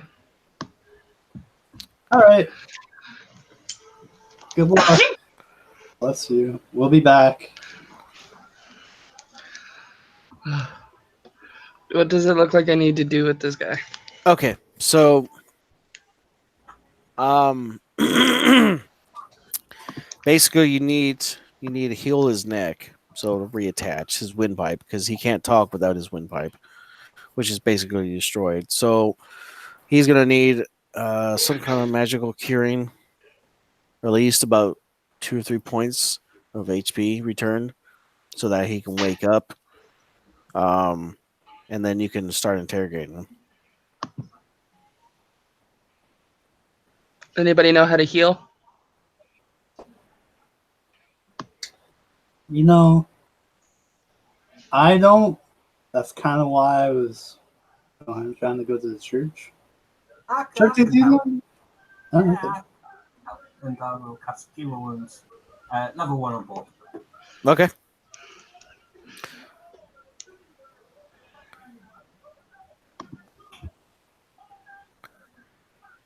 All right, so you cast it. How much HP does it get back? Yeah, the first one, we'll say is the one the good one. That is 8 health points back. That's all he needs. And the other one is, well, higher. So, or probably. Okay. So, from what they've told you, silent but deadly, he killed himself with a knife. So restraining him might be a good idea. I'll tie his hands and Yeah. I'll tie him. Okay, so Break on now.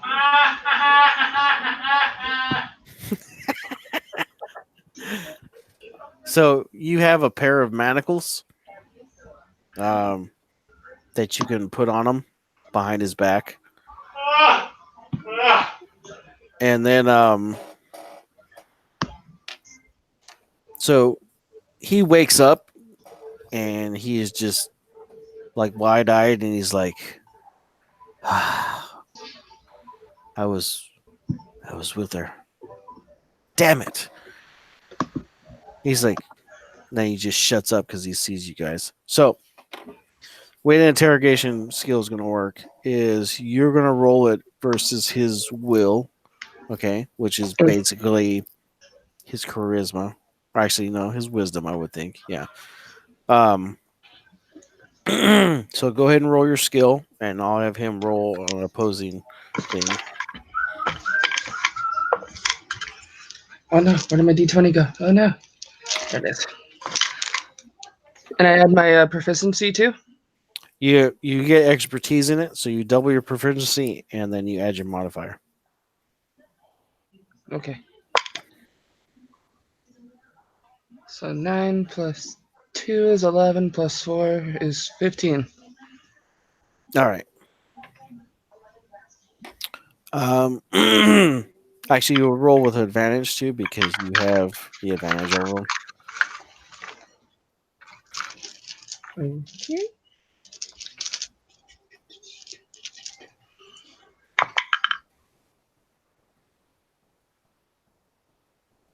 $17 total then. Okay. All right, so he got a 8 total. So you got a 9 over him. Okay.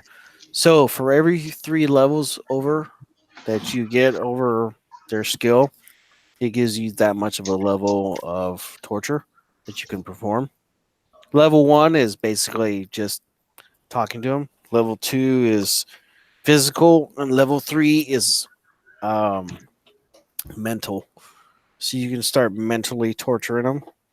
Okay.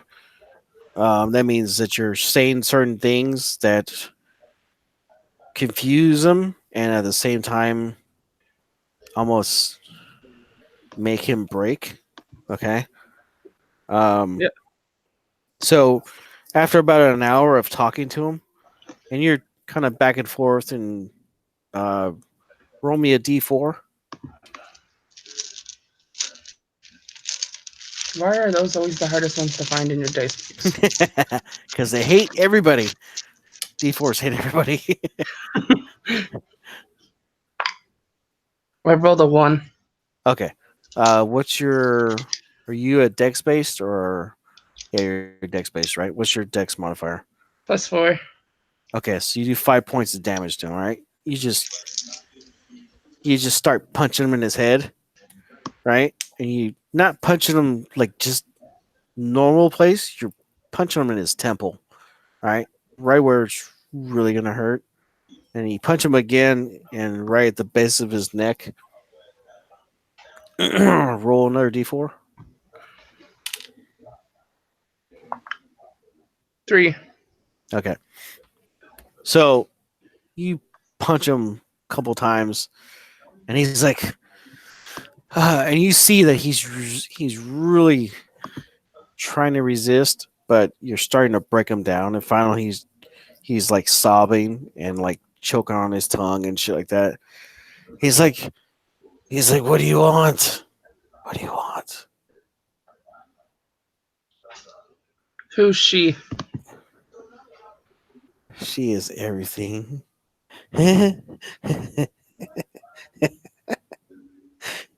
she's she's everywhere. She's the dark. She's my mistress. She's the darkness. Can you just recognize her? She's everywhere.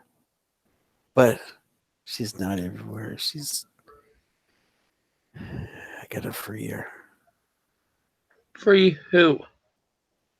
Her What's her name? name. She's a goddess. Goddesses have names too. He's like, and you tell he's like fucking really, really fighting it. Like really hard. Don't make And me punch you again. He's like, he says, I love pain. She loves pain. She loves pain. She loves pain. She loves pain. Well, you don't sound like you like pain too much.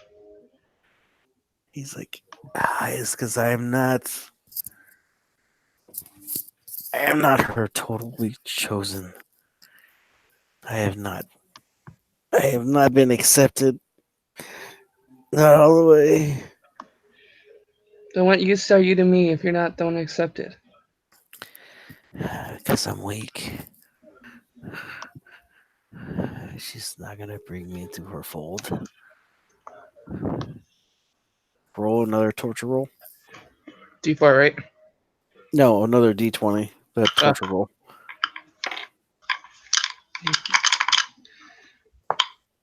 With advantage.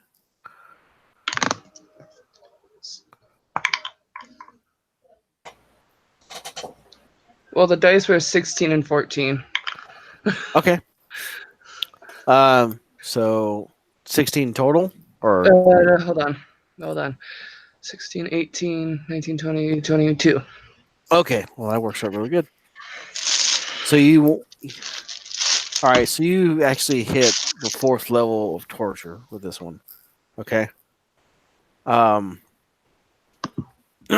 you start whispering to him and saying some other shit. And basically you torture his soul, right? And he's just like, Shar! Her name is Shar. She's my goddess. Shar. She's like, she's not going to forgive me for this.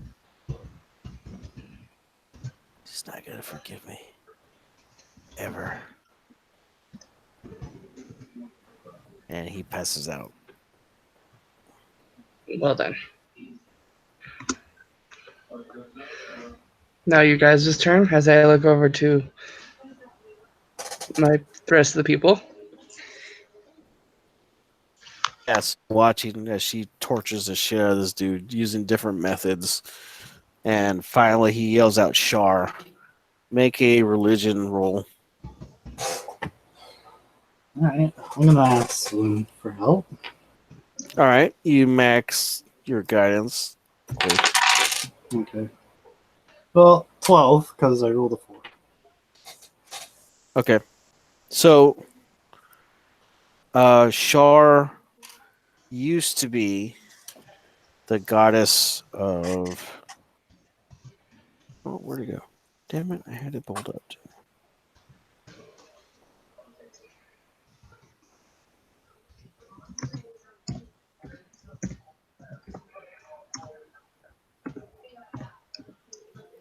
Shar, also known as the Mistress of the Night, the Night Singer, Lady of Loss, or the Darkness, used to be a deity before the time of troubles. Well, the War of Gods happened a while back.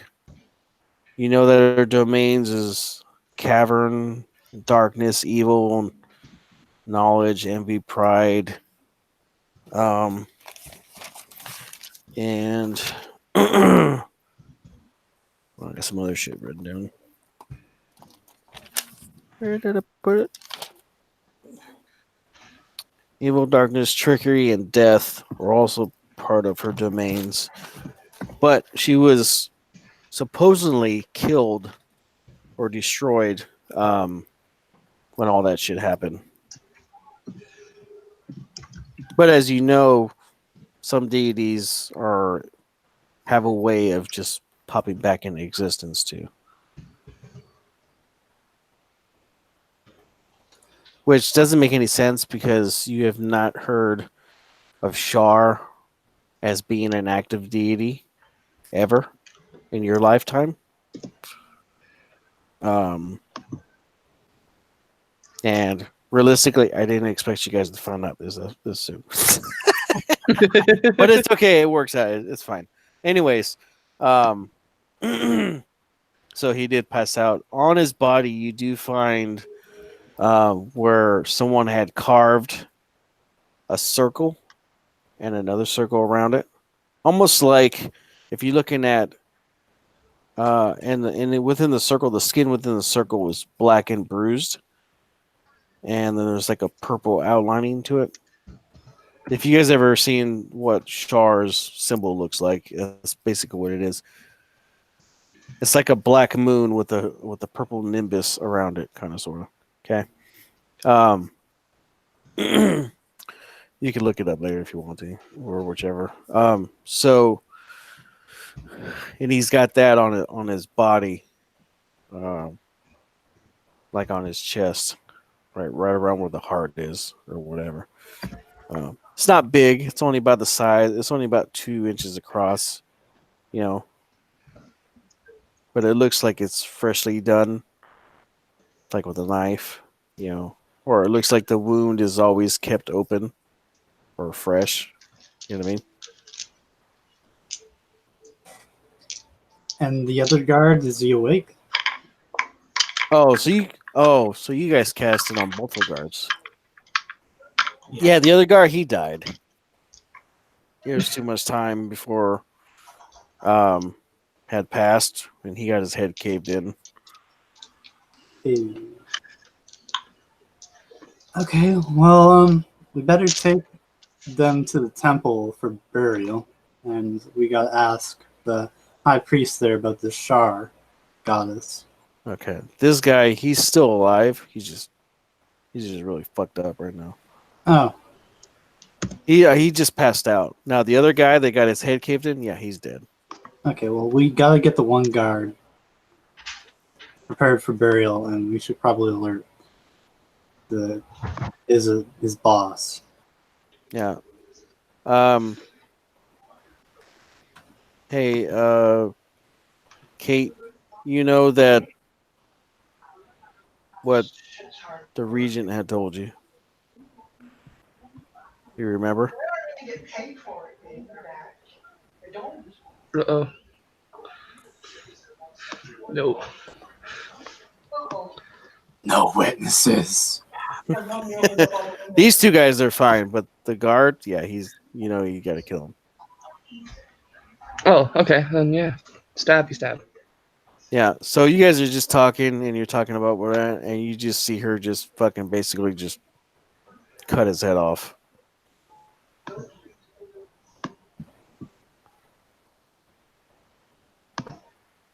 Yep.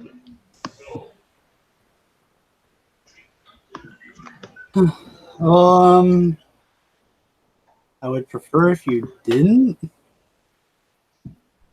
Should have told me that beforehand. Already did. Yeah.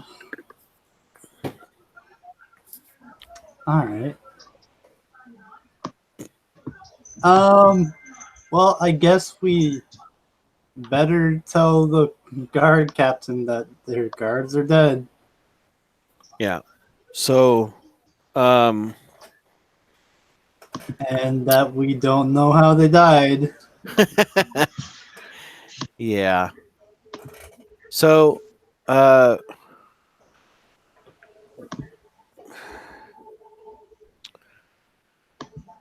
Kate, for the sake of keeping shit on the DL, you also get another skill called actually no, just roll me a deception roll. A deception? Yeah. Oh, that's gonna go well. You get advantage. I don't mean maybe. Okay. Ooh, dirty 20. Nice. All right. So you're able to turn the area into making it look like there was a struggle. Okay. Like as if when you guys got there, they were attacked by something and that guy was decapitated. Had nothing to do with you guys or anything like that. And probably be best if you weren't there when the guard captain came. Actually, you know what? Make that skill an expertise skill also, because that's going to be part of your shit as an inquisitor. So I think that makes sense for me. You're gonna be the fucking. You remember that? What was that movie? Remember Pulp Fiction? You're the wolf. That makes sense to me now. Okay. So yeah, you do your shit, you cover it up, and so you two, you guys gonna go see the priest or contact the guard captain first? You know what? The guards. No, if we have to tell them something because we came here, and they're gonna know we came here. Well, she's not gonna talk to him for you guys. Probably. No. They don't even know. They don't even know she exists. Basically, so. All right. Oh, I'll go tell someone I'm the new guy. All right. I'll go tell them. All right. Well, in probably about half an hour, the other shift is going to show up. But you guys been here for a while too, so Yeah. gods. And Okay, I so probably have blood on me, so I'm like, yeah. So gonna get on my broom and go. yeah, Kate, you the regent did tell you to check in with them before you left also. So it's getting to the point where you need to get out of there, and these two guys need to go on with what they're doing. Well, thanks, man. Yeah, I'm out. He's like, "Did you get the information you needed? Yep. Did you kill him?" Yep.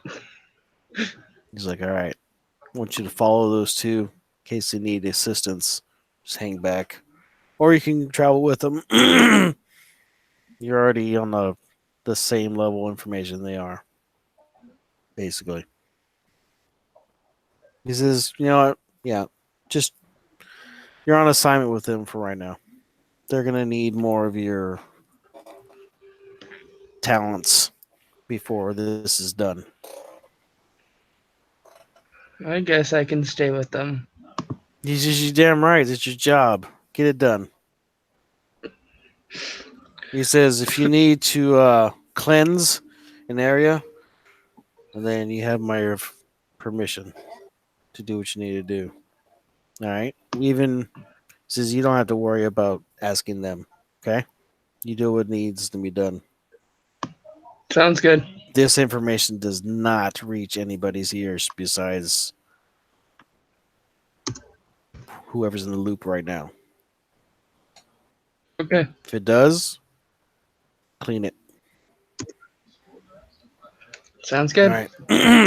He pops out. All right. So you two, the regent calls you two. He's like, "Can you hear me?" Yeah. Uh-huh. He says, "She's going to be traveling with you. She's on assignment with you from now on.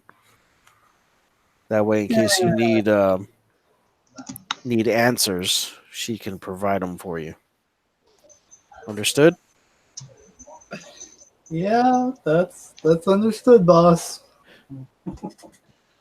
She is authorized to make sure this doesn't go anywhere besides whoever's in the loop right now. So be very vague in the information that you ask about. No specifics if you can avoid it. And if you have to ask specifics, that's okay. We'll get around that. He kind of has like a menacing kind of sound in his voice when he says it.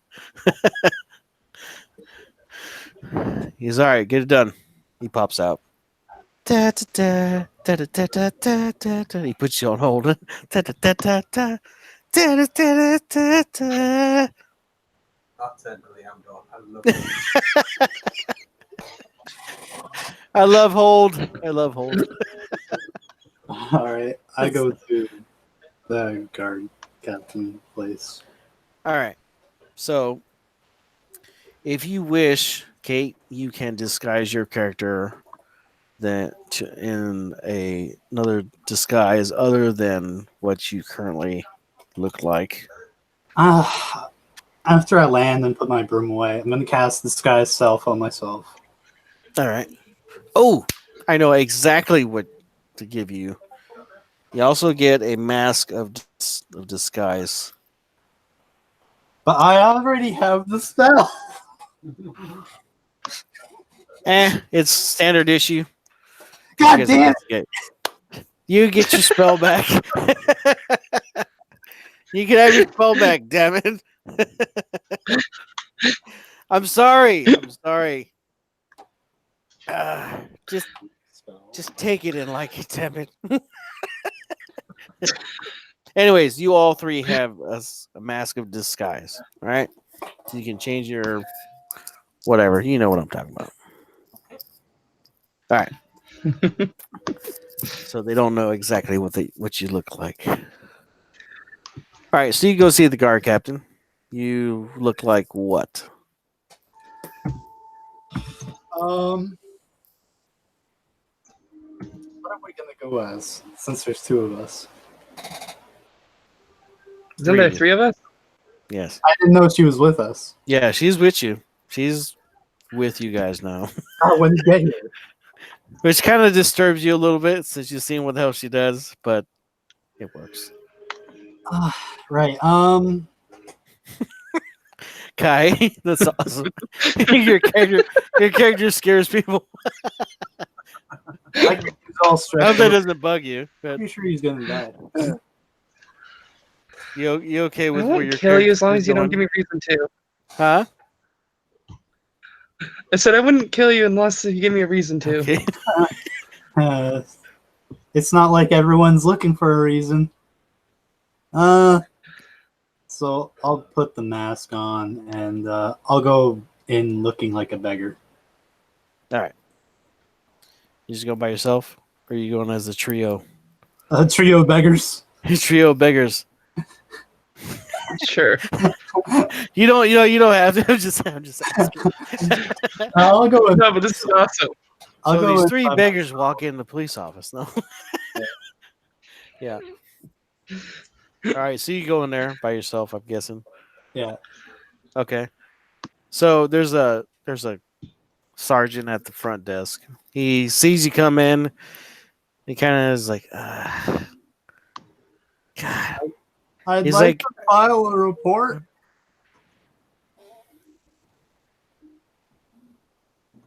reporting what? That you stink? God. I'm sorry. It's pretty rough out there. He's like, so- holding his nose. Like, okay, what do you got? There's that building with the professor lady that lives in it with the solid house. The 2 guards that were parked out there. Yeah. I think those 2 guards are dead now. I did not see them in front. And I saw a lot of blood near the doors. You had to be really close to see that, don't you? Well, I did walk down the street. Why don't you hold on for a second while we send somebody to go check it out? Okay, I'll be right here. All right. And he turns around, he walks around the corner, and about a minute Can you later or get me a so, sandwich? he's like, "No, I don't have any sandwiches here." And you hear him talking to like 2 other people. So he comes back, and he's like, "Here," and he gives you like a half piece of eaten bread loaf. He's like, "Here." He tosses you. And then you see these 2 guards walk out the front door. So you 2, Sharptooth and Silent but Deadly, you see these 2 guards walk out a little bit after he goes inside as a beggar. And they I look start like a walking. human right now. Huh? I look like a human right now. Okay. Not a drow. Okay. So you see them walking down towards where the house was, which is really not too far from where you guys are at. Oh, excuse me, maybe about a quarter mile down the road. And they get over there. Well, they were kind of moving with a quick pace. And one of them comes running back. And that guy comes inside and he's like, "Yeah, they're dead. One of them's head's caved in, and the other one looks like his neck was just mauled with a blade or something." And that guy looks at the beggar and he's like, "Do you have something to do with this beggar?" Why would I have something to do with this? I don't even. I don't Roll, even know what happened. roll your deception. Awesome. Is it a negative something too? I'll give you advantage because you're in your fucking disguise. Okay. I don't have the skill, but I do have +3 in it. All right. Modified 20. Okay. You're good. So he looks at you, kind of beaties his eyes at you, and he's like, "All right." I've He's already like, eaten "Yeah." like a quarter of the bread. I'm like, do you have any more of this stuff? And the guard's like, "What? Shut up." He's like, "I got more shit to worry about than that." He's like, "Hey, go grab 2 more and get the coroner down there, or I'll call him." And he turns and he fucking walks over to a panel, and he lights up this one room, and hear this voice. Yeah, he's like, "Get over to 4521, whatever the hell address I gave you." And he says, "I got a pair of dead guards over there. I need you to find out what's going on." He says, "Yeah." He turns it off, and then he taps another one, and you hear this warden's office. He's like, "Yeah, I got 2 dead guards, and your pair of your wardens was supposed to go over this morning." And dude on the other side is like, "Well, apparently the wardens probably didn't do it." He's like, "Can you investigate? Let me know what's going on." I'll set another pair of wardens over there. Find it. Hold on.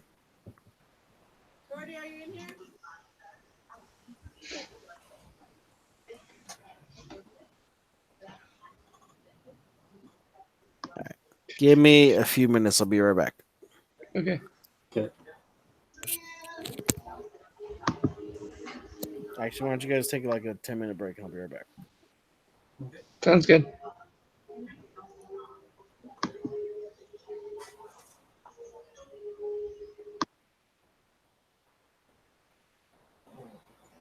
God, being a beggar is so tough. But it's funny to listen to.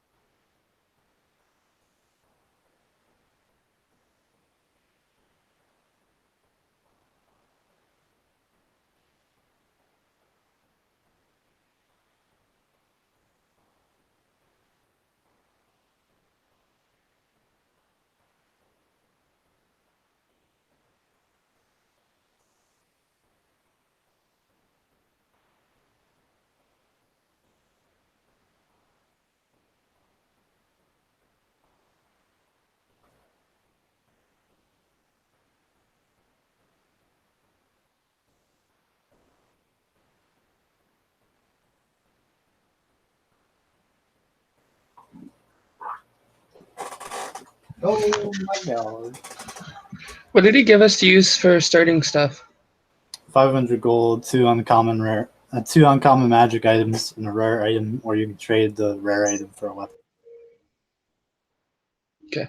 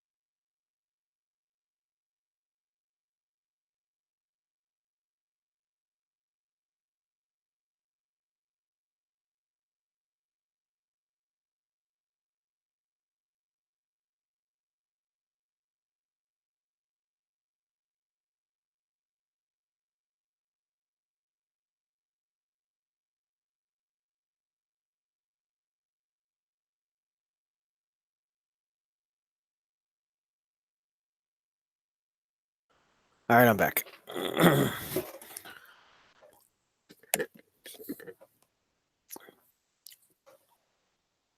Hello. Hello. Hello. Hello.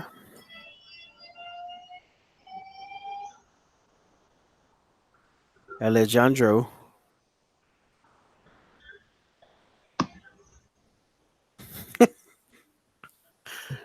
All right, so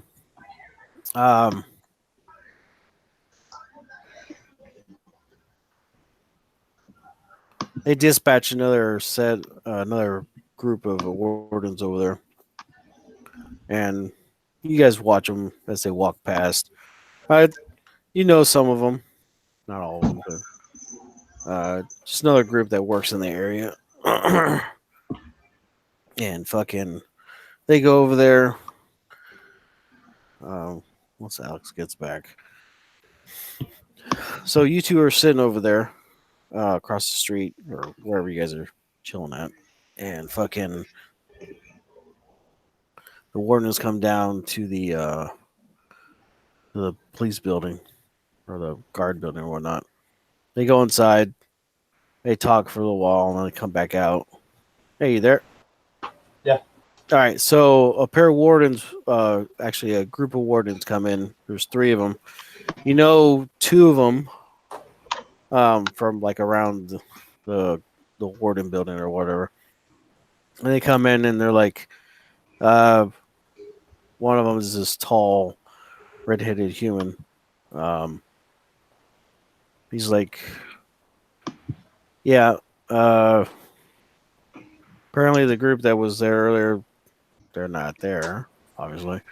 But it doesn't look like they did it. Looks like the dude was stabbed in the neck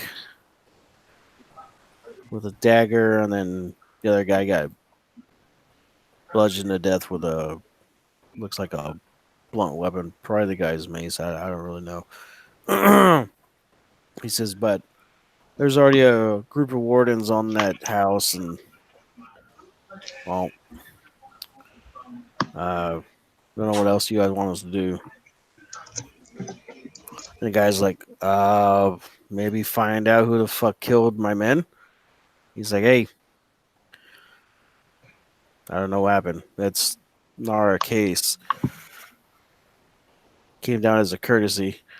He says, when I see the other group, I'll let them know. Go back over there. He's like, fine. Thanks for helping. He's like, yeah. And so they leave and they head back down the road and off. All right. And the guy is just like, he's like, get out of here, dude. All right. After I finish eating all this fucking bread, I'm like, yep, don't have to tell me twice. And I waddle off. He's like, hey, he throws you a gold coin. He's like, thanks for coming in. Let us know. Anytime, friend, as long as you got more bread. He's like, yeah. So you head out, and you see the other 2 across the street, just kind of like sitting in front of a building. Hello.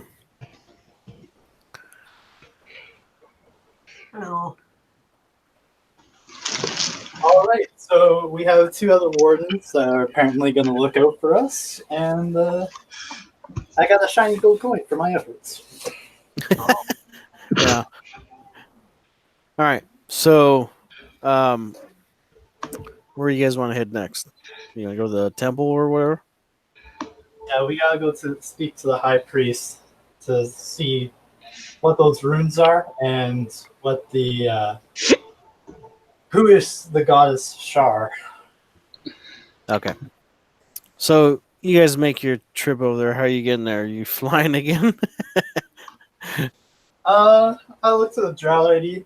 This isn't a personal attack or anything, but you're kind of tall. So, how much do you weigh? As I pull out my magic broom, don't hit me.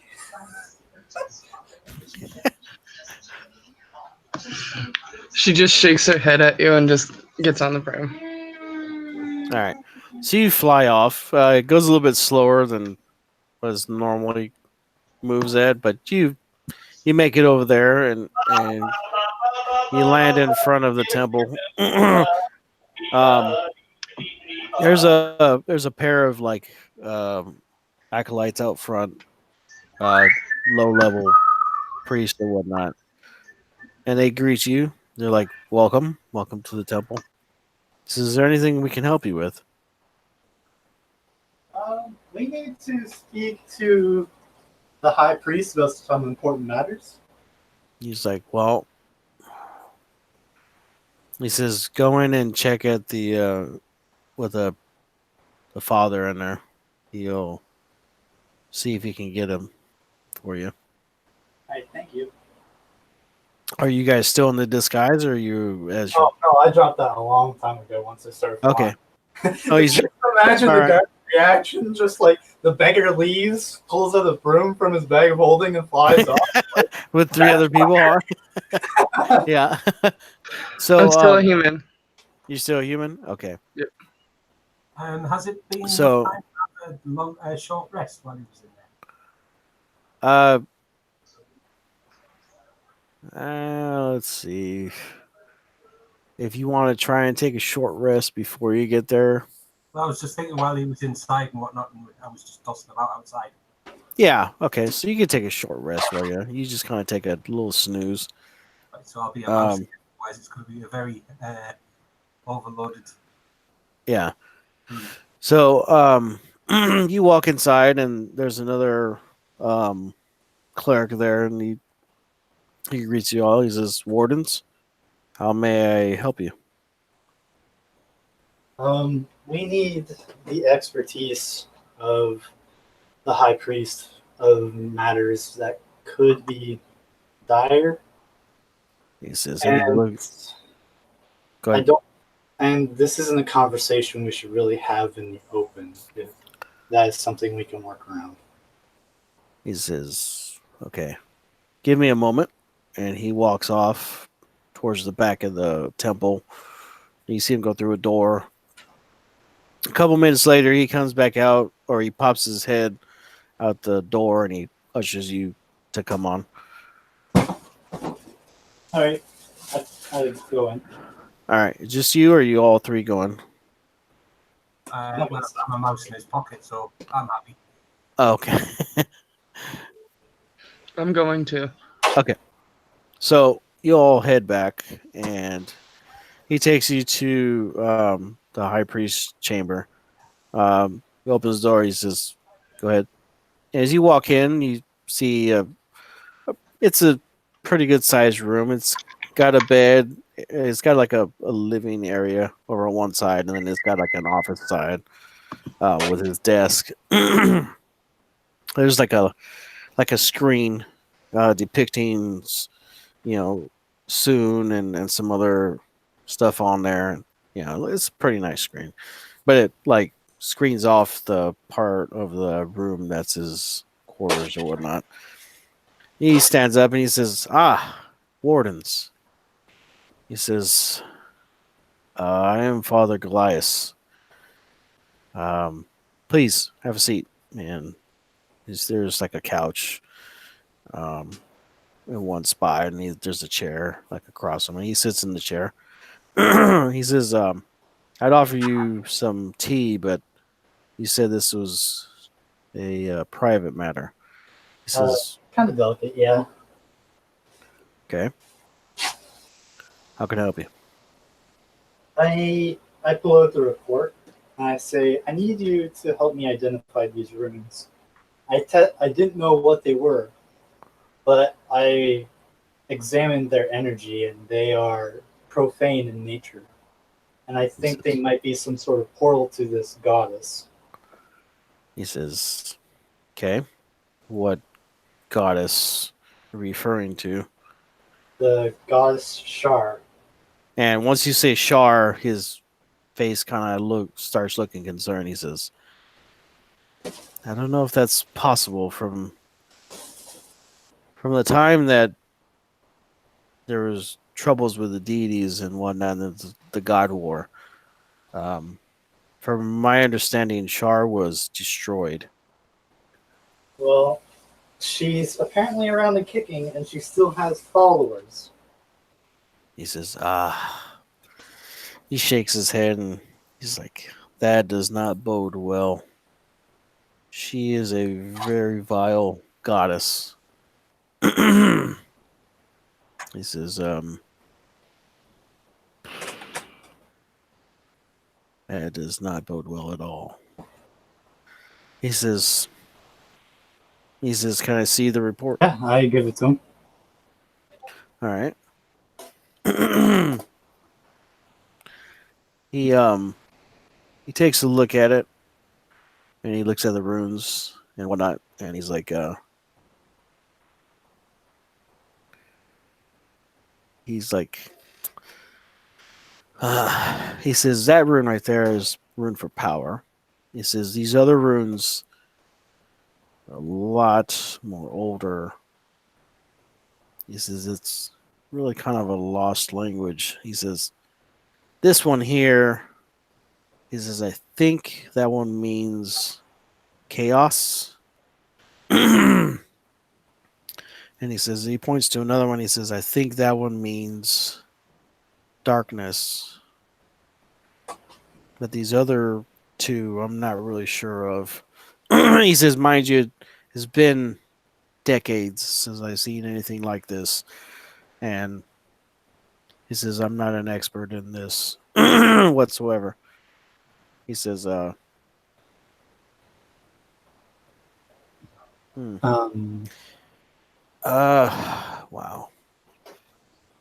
He says there is a woman, a tiefling woman at the university that studies the ancient texts and stuff like that.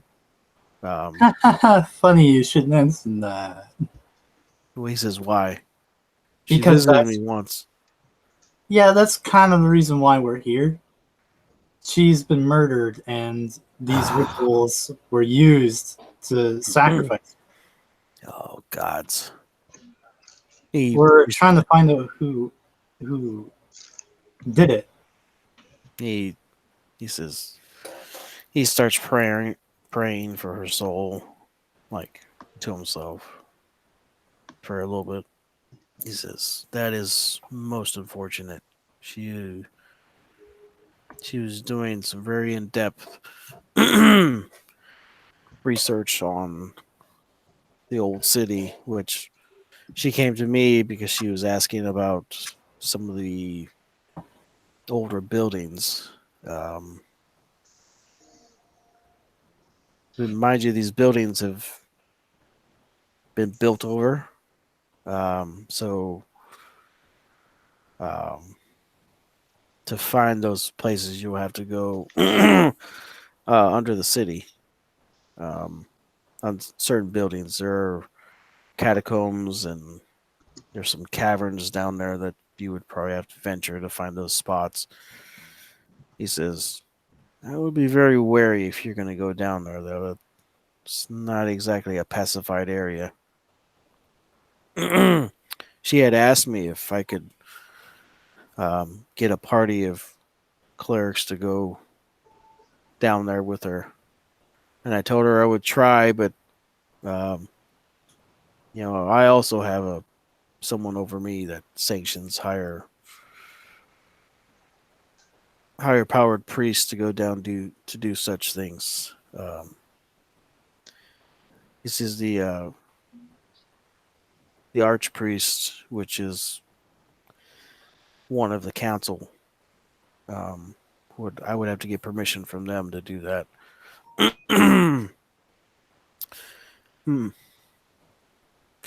There is one other professor that does a class on older gods also. That's at the university.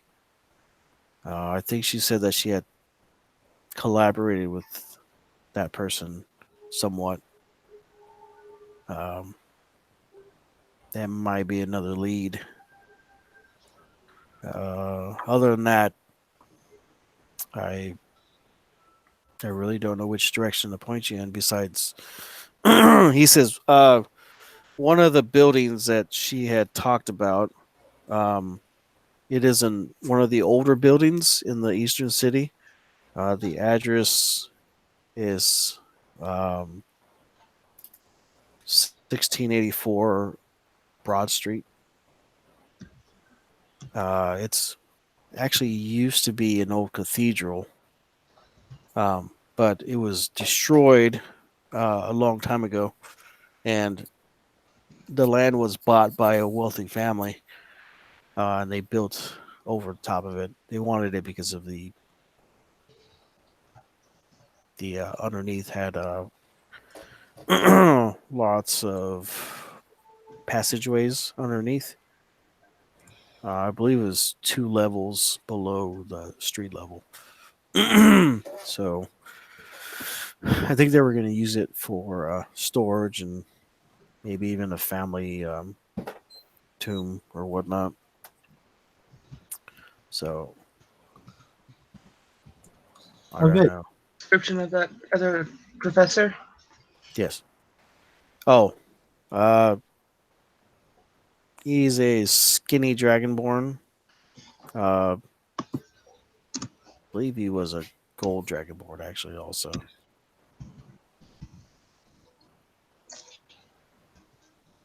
you can't miss him. He's gold. So Ooh, I used to know Gold Dragon. Let's go find them. okay. Oh, actually, we should probably report to our boss first, and then go find them. Yeah. So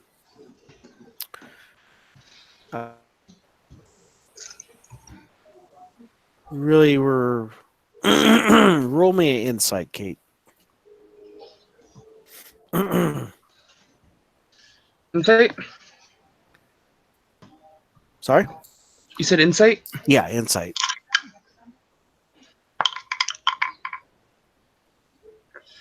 14. Okay. You don't think this guy is lying, but with the information he told you, you can't really, not really sure if he knows any more than that. But he just seems sincere in what he did say, and he did give you guys another lead. So you don't think you need to fucking kill him. Plus, it would be kind of a hard fight since he is a high level cleric. But you could do it, but you don't think it's necessary. But you might want to tell these two, or you might want to inform them that it needs to be a private conversation that nobody hears about. I just go look at them and be like, how do we go for a walk first? All right. So you guys leave? Squeak. Yeah. Let's walk to the warden's Yeah. quarters. So he says his goodbye. He's like, he says, I hope everything works out. Again, sorry to hear about the professor. She was pretty good at what she did. Terrible. She was a Yeah. regular contributor to the temple also. Anyways, good day. And he goes back to his desk.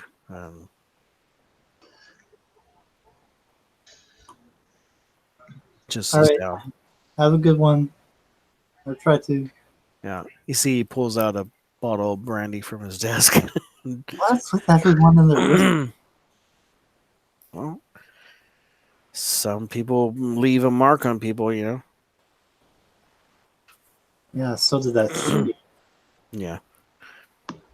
So you guys get out of the church or the temple. You start walking down towards where the university is. The university is actually in the center city, so you'll have to walk probably about an hour or so to get there, just because of the streets and stuff. Traffic Or- laws. Yeah, traffic laws and No shit like fly that. zone. Mhm. Or you can fly there again on your broom. Well, she said she wanted to walk, so Yeah. All right, so you guys are walking. The streets are a little busy, but it doesn't seem like um, anything's going on. What's everybody's passive perception? 20. 11. My passive score has been higher than all my perception checks, Uh, Passive perception, I have a 16.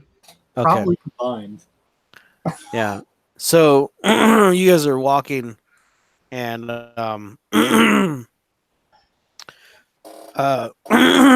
did you pick a name yet, Kai? Nope. Okay. So you guys are walking and you're talking and stuff like that, and you notice a robed figure or a pair of them, kind of. Oh, let me see it. Yeah, trying to make it inconspicuous that they're watching you, but they're pretty bad at it. They're probably about a block ahead of you guys. And you noticed them before out by the guardhouse. But you didn't pay them any mind because they didn't really like openly just like, oh, look at, there they are. You know what I mean? But now that you guys are walking and stuff, you can definitely tell that they're trying to shadow you guys. Not doing a good job about it. I just yell out, be like, why don't you just walk with us? It'd probably be easier. I'm still using my broom, just low flying. I'm like, huh? It's following us. Oh, okay. Yeah, by this stage, You yell that out at them? Yep. They kind of look at each other and then they just kind of disappear down the alley. Oh, you didn't even tell me who you were. Did they You go after them? chase them? No. Okay. Yeah, so once you get past that alley, they're not anywhere in sight. Yeah, so I'll just fast forward an hour later, or about 50 minutes later, you get to the gate because there's kind of like a wall around. Say something, dude. I can't hear you. Hello? Yeah, I can hear you. Right, just checking. Okay. Yeah, so there's like a wall around the center city, but so you have to go through a gate to get into the center city. And once you get past there, it's probably about another 10 minutes and you'll see the university, which the university is pretty huge itself. It's probably about a square mile in just area because there's just so many buildings. You know, this university just has just about every subject that they can study. It's going on here. They probably have a staff of over 200 professors and stuff, and they have a war college that is next to it also, which is probably about the same size for like officer corps and other stuff like that. So yeah, you get on the campus and you go to like an information center and they point you in the direction of where this professor's at. So you guys just go. He's in class right now teaching. So do you guys just go in or do you guys want to just wait or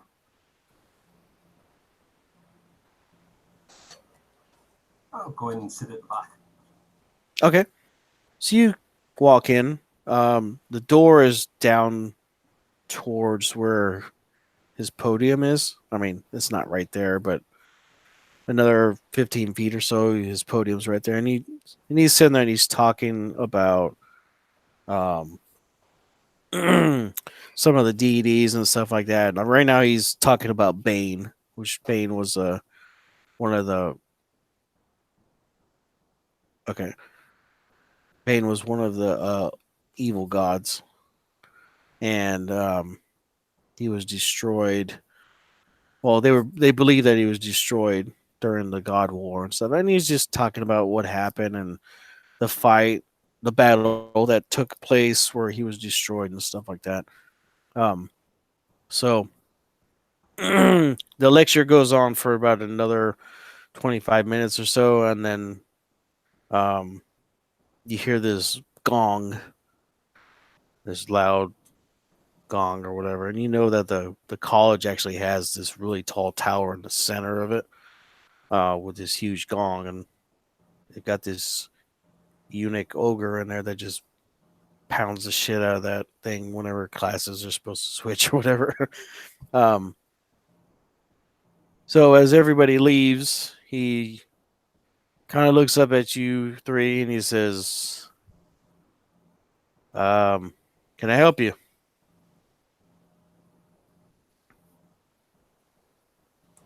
Yes, you most certainly can. Do you know about the other professor that used to work here? Tiefling, female, specializes in history. Yes. Yeah, she's one of my colleagues. She recently collaborated on some old findings of hers. She should be in her class right now. Actually, her class should be starting this next session.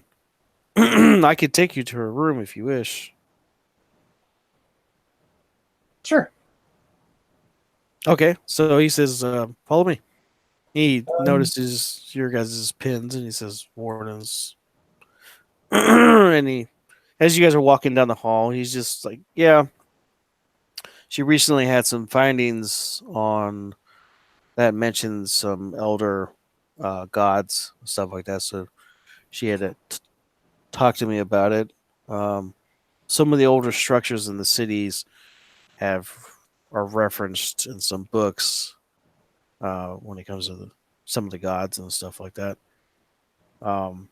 He says, "Here you go," and he opens his room door, and you see there's already students filling in. But he notices that she's not there. And he's like, "Oh, well, this is odd. She's not here.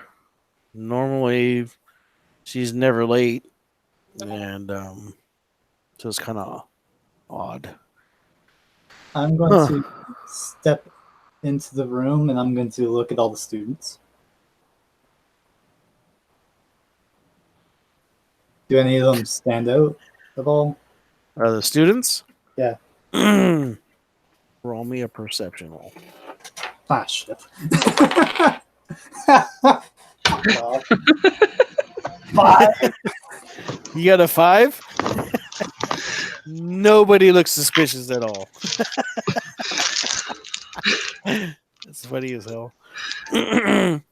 Any the other two, you can roll a perception if you wish to. I'm walking in behind him, so Okay. Another natural 20. So that's another 25. Damn. well, okay then. What'd you get, Kate? I got 19. Still good. Okay. So you guys are looking, and you do see one student that seems to be out of place, kind of, sort of. He looks like a normal person, but he looks kind of rough. And the way he carries himself is just more of like a warrior kind of sort of instead of a student. Kind of seems out of place in a way, because everybody in here is like they're like young teenagers, kind of sort of, and so you see a couple other older people in there, but that guy just I mean, he's got a scar in his cheek, and he's got like a 12 o'clock shadow, and he's just his clothes look just a little bit too normal. I guess he's not doing a very good job of trying to be normal. Anyways, professor's like, students, I don't know where the professor is at this moment. He says, but why don't you all? Why don't just class is dismissed for today? Once we find out what's keeping her, he says just fall back to your regular assignments that she has posted, and he points to a board over there, and it's got like some assignments written down for today or whatever. He says just go ahead and go, and all of them filter out. The guy, he kind of filters out towards the center of the group. I And didn't he see leaves. guys, so Okay, well, the other two do see him. You're too busy like talking to the professor and stuff. So he says, "This is odd." He says, "She's never late. She never misses a class. She doesn't have a significant other, so all of her time is devoted to her research and her classes. This is what she lives for. Doesn't make any sense." I'm gonna follow. do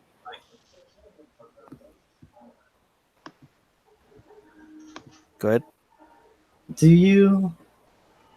would you guess that she had any rivals or potentially enemies within the school?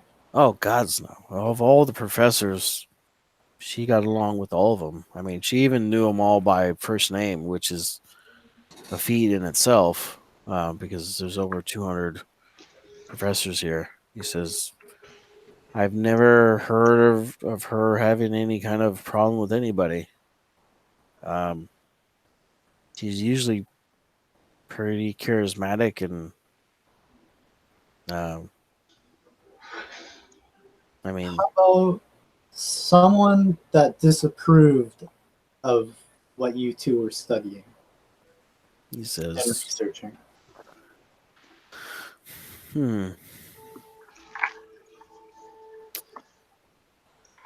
Kira. Okay. Says not many, not that I can remember. I think there was one parent that disapproved talking about some of the older gods in her class. But she mentioned it offhand, and it wasn't a big issue. It was just their parent didn't want their child knowing about older evil gods and stuff like that. I guess they try to shelter their child or whatever, but that's really about it. There's really wasn't too many.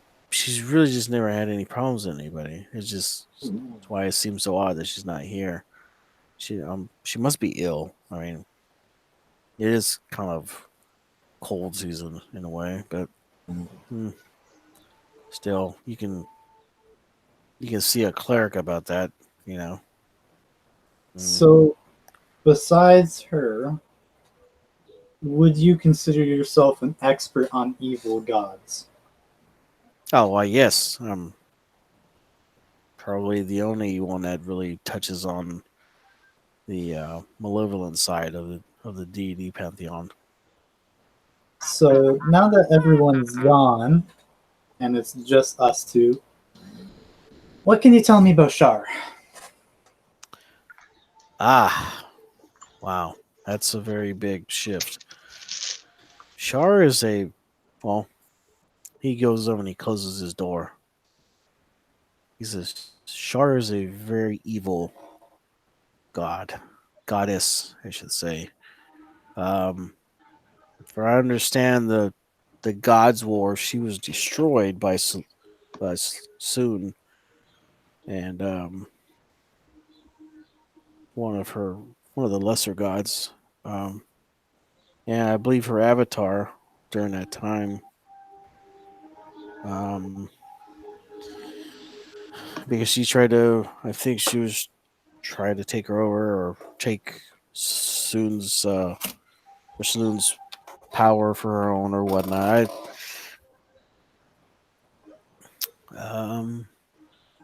And I believe, for what I understand, she was destroyed. Uh, haven't heard any rumblings of any kind of following of hers at all. Um, from what I understand, she was destroyed. I have information from when she was followed, but as of currently, no, I don't. Um, So, would you be the only? Would you know anything about the rituals that she might perform? oh If yes. Well, there are some captured texts, some books. Uh, I guess their handbook. I guess you would say. Um, uh, a lot of times they did rituals, sacrificing, um, using human vessels to call demons. Um, and even replacing, even replacing people that were in power to help their power base grow, or just to cause chaos, evil, stuff like that. Um, but for the most part, their cult was really kind of kept to the shadows. They were Their power plays were mostly just trying to create as much chaos from the darkness as they could. And a lot of their followers are from the Underdark also. Um, so they tend to hole up in caverns and stuff like that.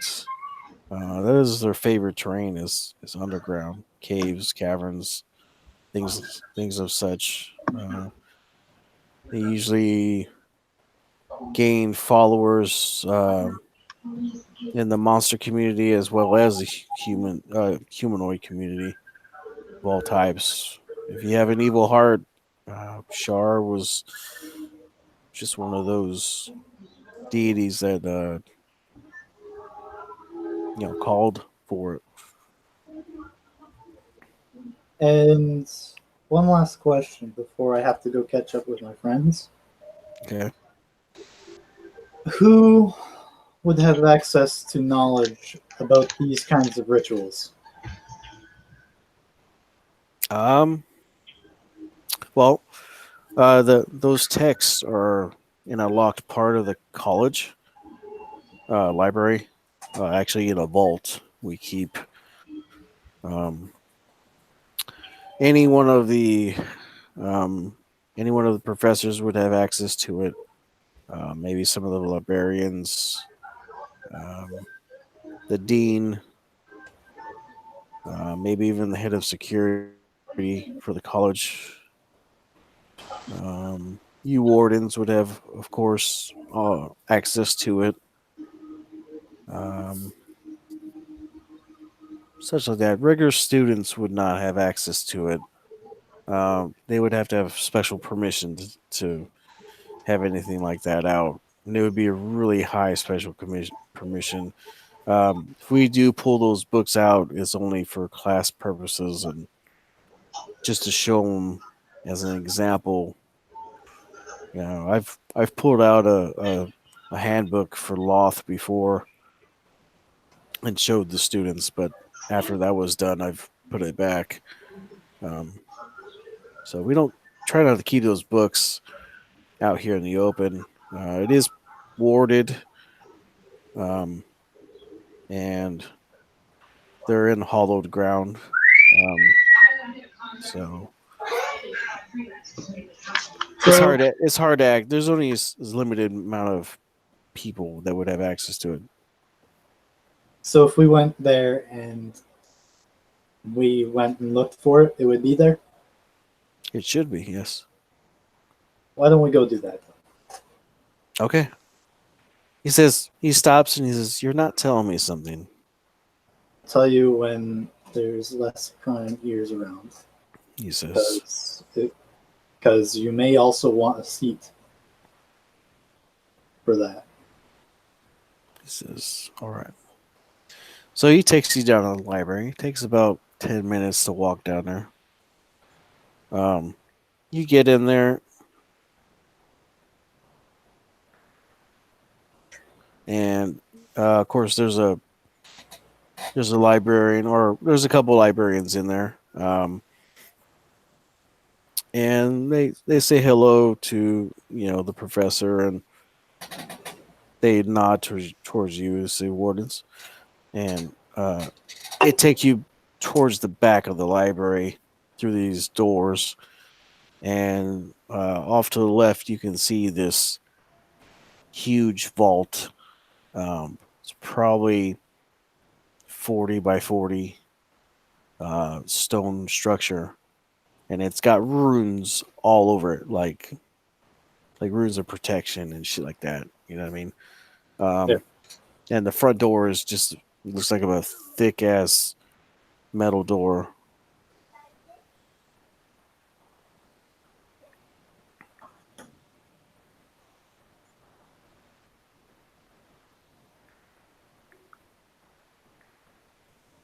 And so he goes over there and he starts doing some things with the door and stuff, and you see the runes light up, and the door opens, and you can see inside.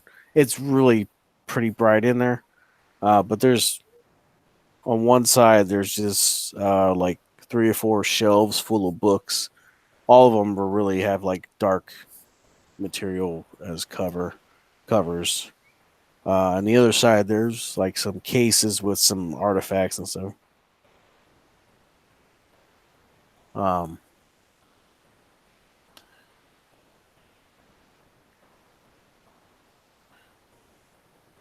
With you could feel some of the dark energies in the room when you walk in, even with all the wards and stuff like that. So there's some nasty shit in here. So All right. he says the book should be over here, and he walks down an aisle. And he says, "Right, huh? It should be right here." He says, "These are all categorized alphabetically. It should be right here." And he's tapping his hand where there's a couple spots missing. He says, "They're not here." This. He says, "Wait a second." And he walks back over to this desk that's right inside the door, and he opens this freaking ledger, and he starts looking. And whenever they pull out a book or an item out, they do sign it out. And he says there's no entry in here of anybody signing anything out, especially that. He says the last time that book was checked out was a year and a half ago or so. And that was checked out by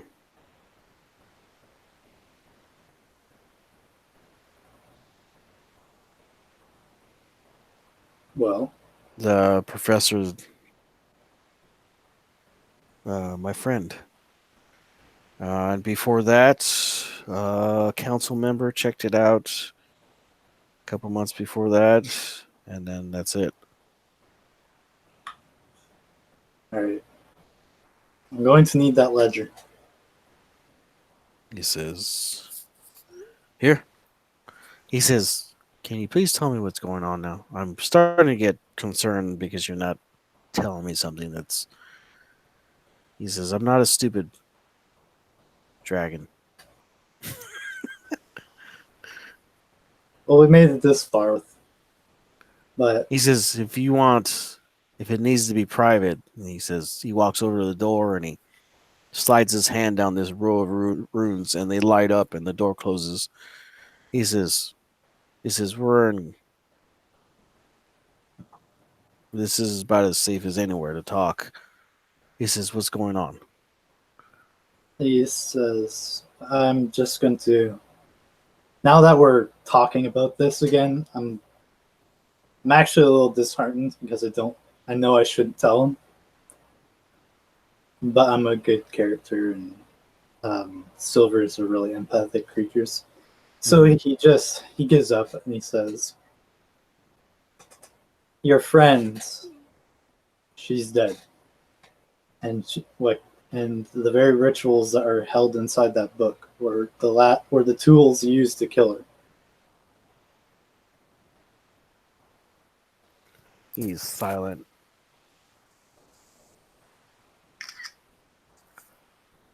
And he's like, he does sit down, like on the edge of the desk, and he's just in shock. He's like, can't believe it. This. And he starts crying, and he's just like, such a good soul. He's like, she tried hard to be better than her bloodline.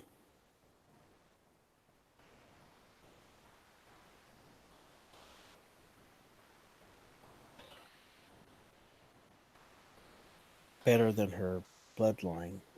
She's a tiefling. She just worked so hard to be past all that. It's the only thing I could think of is just,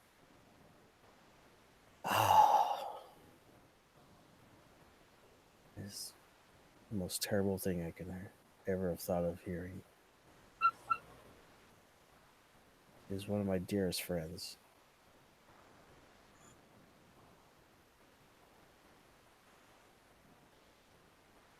We'll get to the bottom of this. He says, if you need anything, you ask.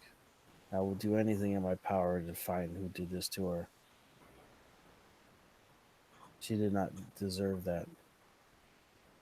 He says, I know what some of those rituals are, and if they did any of what is described as a horrible way to die, they not only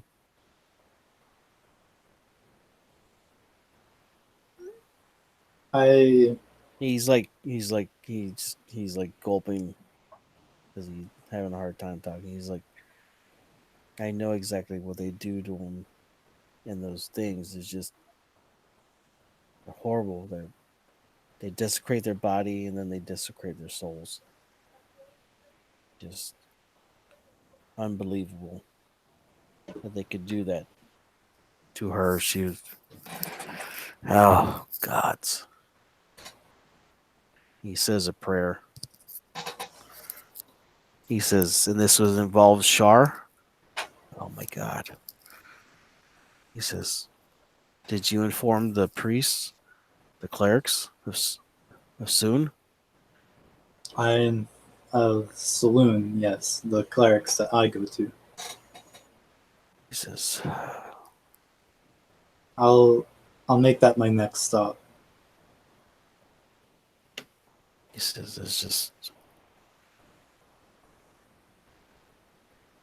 You know about the symbols off by heart, don't you? not totally, but I know enough of them where I could help you. Well, if I He showed you says, them, would you know them? he says, I think so. I'll take out the report and I'll flip it to the pages with the runes on it. I'll hand it to him. He says, that's power, that's chaos, that is darkness, that's evil, and that is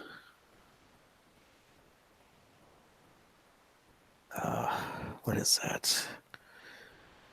This is sacrifice, I think. He says that's an older, very old language. He says there's not many that can decipher that. He says I can't even decipher it the whole way. I would need a Rosetta Stone to decipher the whole thing. And I have never heard of anybody finding one, especially with this type of language.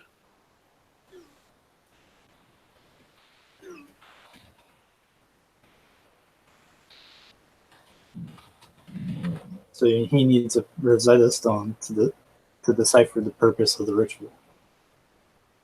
Yes. I'll see what I can do, and I'll kind of take back the report. I need to go find the other wardens. In the meantime, just keep an eye out in the shadows. When we went and investigated this place, we were attacked by a shade, and there was one of the humanoids. One of the humans guarding the door was one of their cult. So don't only trust the people that you know. He says, okay. He says, this really concerns me. If they went after her, they may come after me because I know some of the language. And I'll say, and they'll think you still have this. And I show them the ledger. And then put it back in my bag of holding.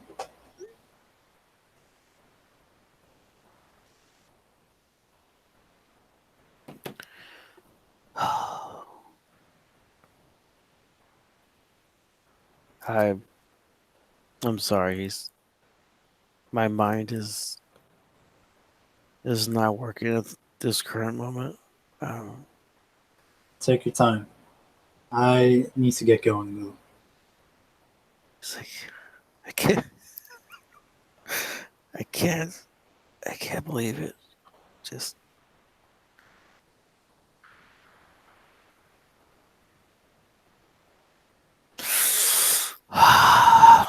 You know what?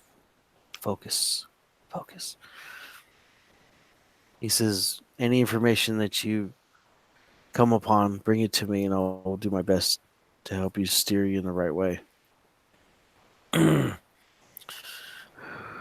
He looks at you and his eyes change from an old professor to a fucking murderous fucking lizard. He's like, kill them all. Kill every last one of them. If you find a nest or a cult, destroy everything or they will come back.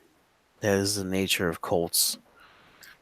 They always have one that escapes and rebuilds. All that Shar needs is just one follower that's good enough to convince others to follow. And once the power base is reconstituted, she'll come back. That's always the way the deities work. Every deity is the same way. They always find some kind of way of coming back. Even Tiamat, when she was destroyed, left a piece of herself with an avatar, and she was reborn through other dragons, evil dragons. This is the same way with any one of those deities. The only one that can truly destroy a deity is Ao, the over deity, the Godfather. So he is the only true destroyer of gods. He says that's the only way to get it done completely. He says, but if you don't kill every last being, no matter what they do or what they say or beg or whatever, he says, their hearts are so corrupt, they will not stop. She forces them to stop, never stop.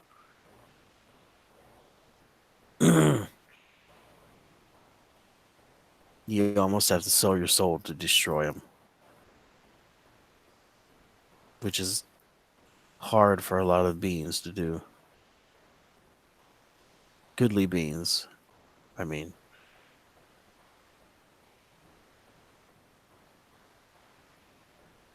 All right.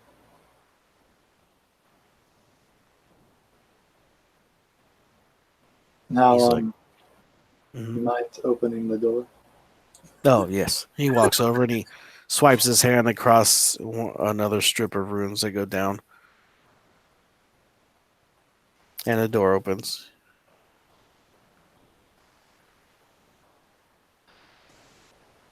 I'm pretty new to this whole thing, but when I find these guys, I'll make sure there's none left. He looks at it and he says,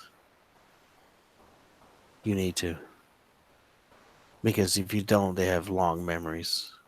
They will actually put you in a text that they pass along. In that text lists hundreds of names that have done Shar wrong. They document you and your family lineage. There was one instance where someone did Shar wrong. 111 years later is when retribution was enacted. They destroyed the whole lineage. They waited for 3 generations to pass, and then they killed them all. That's dark. That's evil." Well, maybe this job will get a little more interesting then. Yeah. See ya. Stay safe. Yes, sir. Yes, Warden. He Um, just sits back down in there and just you can hear him fucking crying, breaking down. I'm gonna start leaving and try to catch up to my friends. But I'm gonna put before I go through the door, I'm gonna put my mask on and disguise myself as a librarian. Okay. And then I'm gonna leave. All right. So the other two were just chilling in the library. Following the Hey, other I was following the other dude too. hi, dog. Okay. So as you guys are chilling in the library, just kind of watching as Liam and the professor went in the back.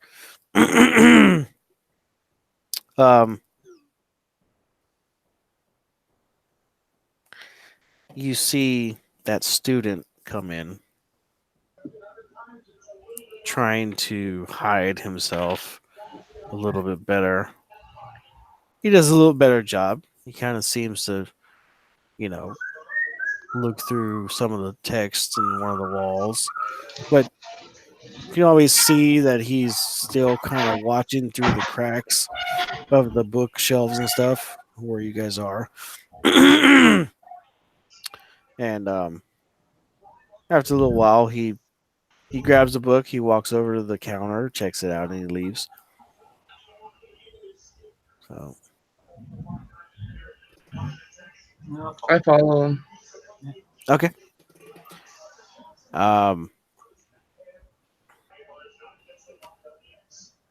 And this is where we are going to end it for today. Okay. And we'll pick this up hopefully next Sunday. Mhm. Is that cool with you, Daryl?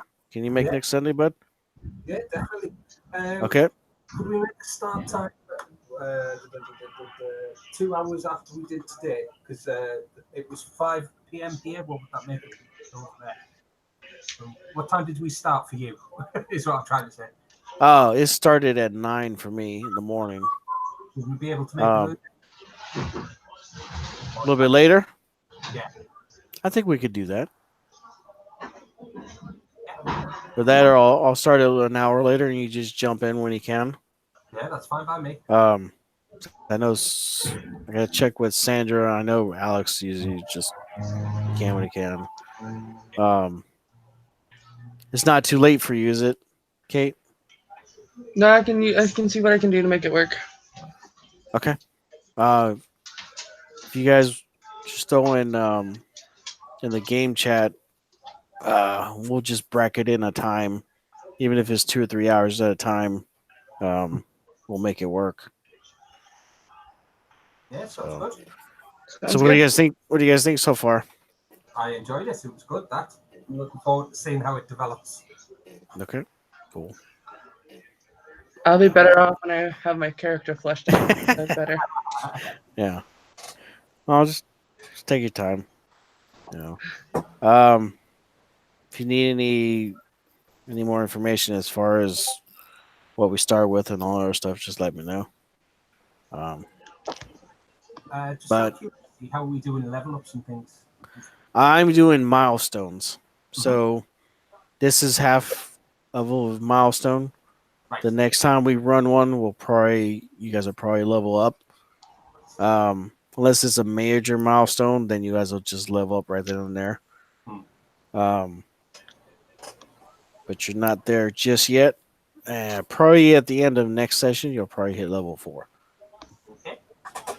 Unless I throw some really crazy shit at, then you guys might be hit 5th. Just depends on what I throw at you. Yeah. All right, so I'm gonna end the broadcast. Anybody that does watch, thanks for watching. And we'll see you next time. That works out. All right, we'll stop it.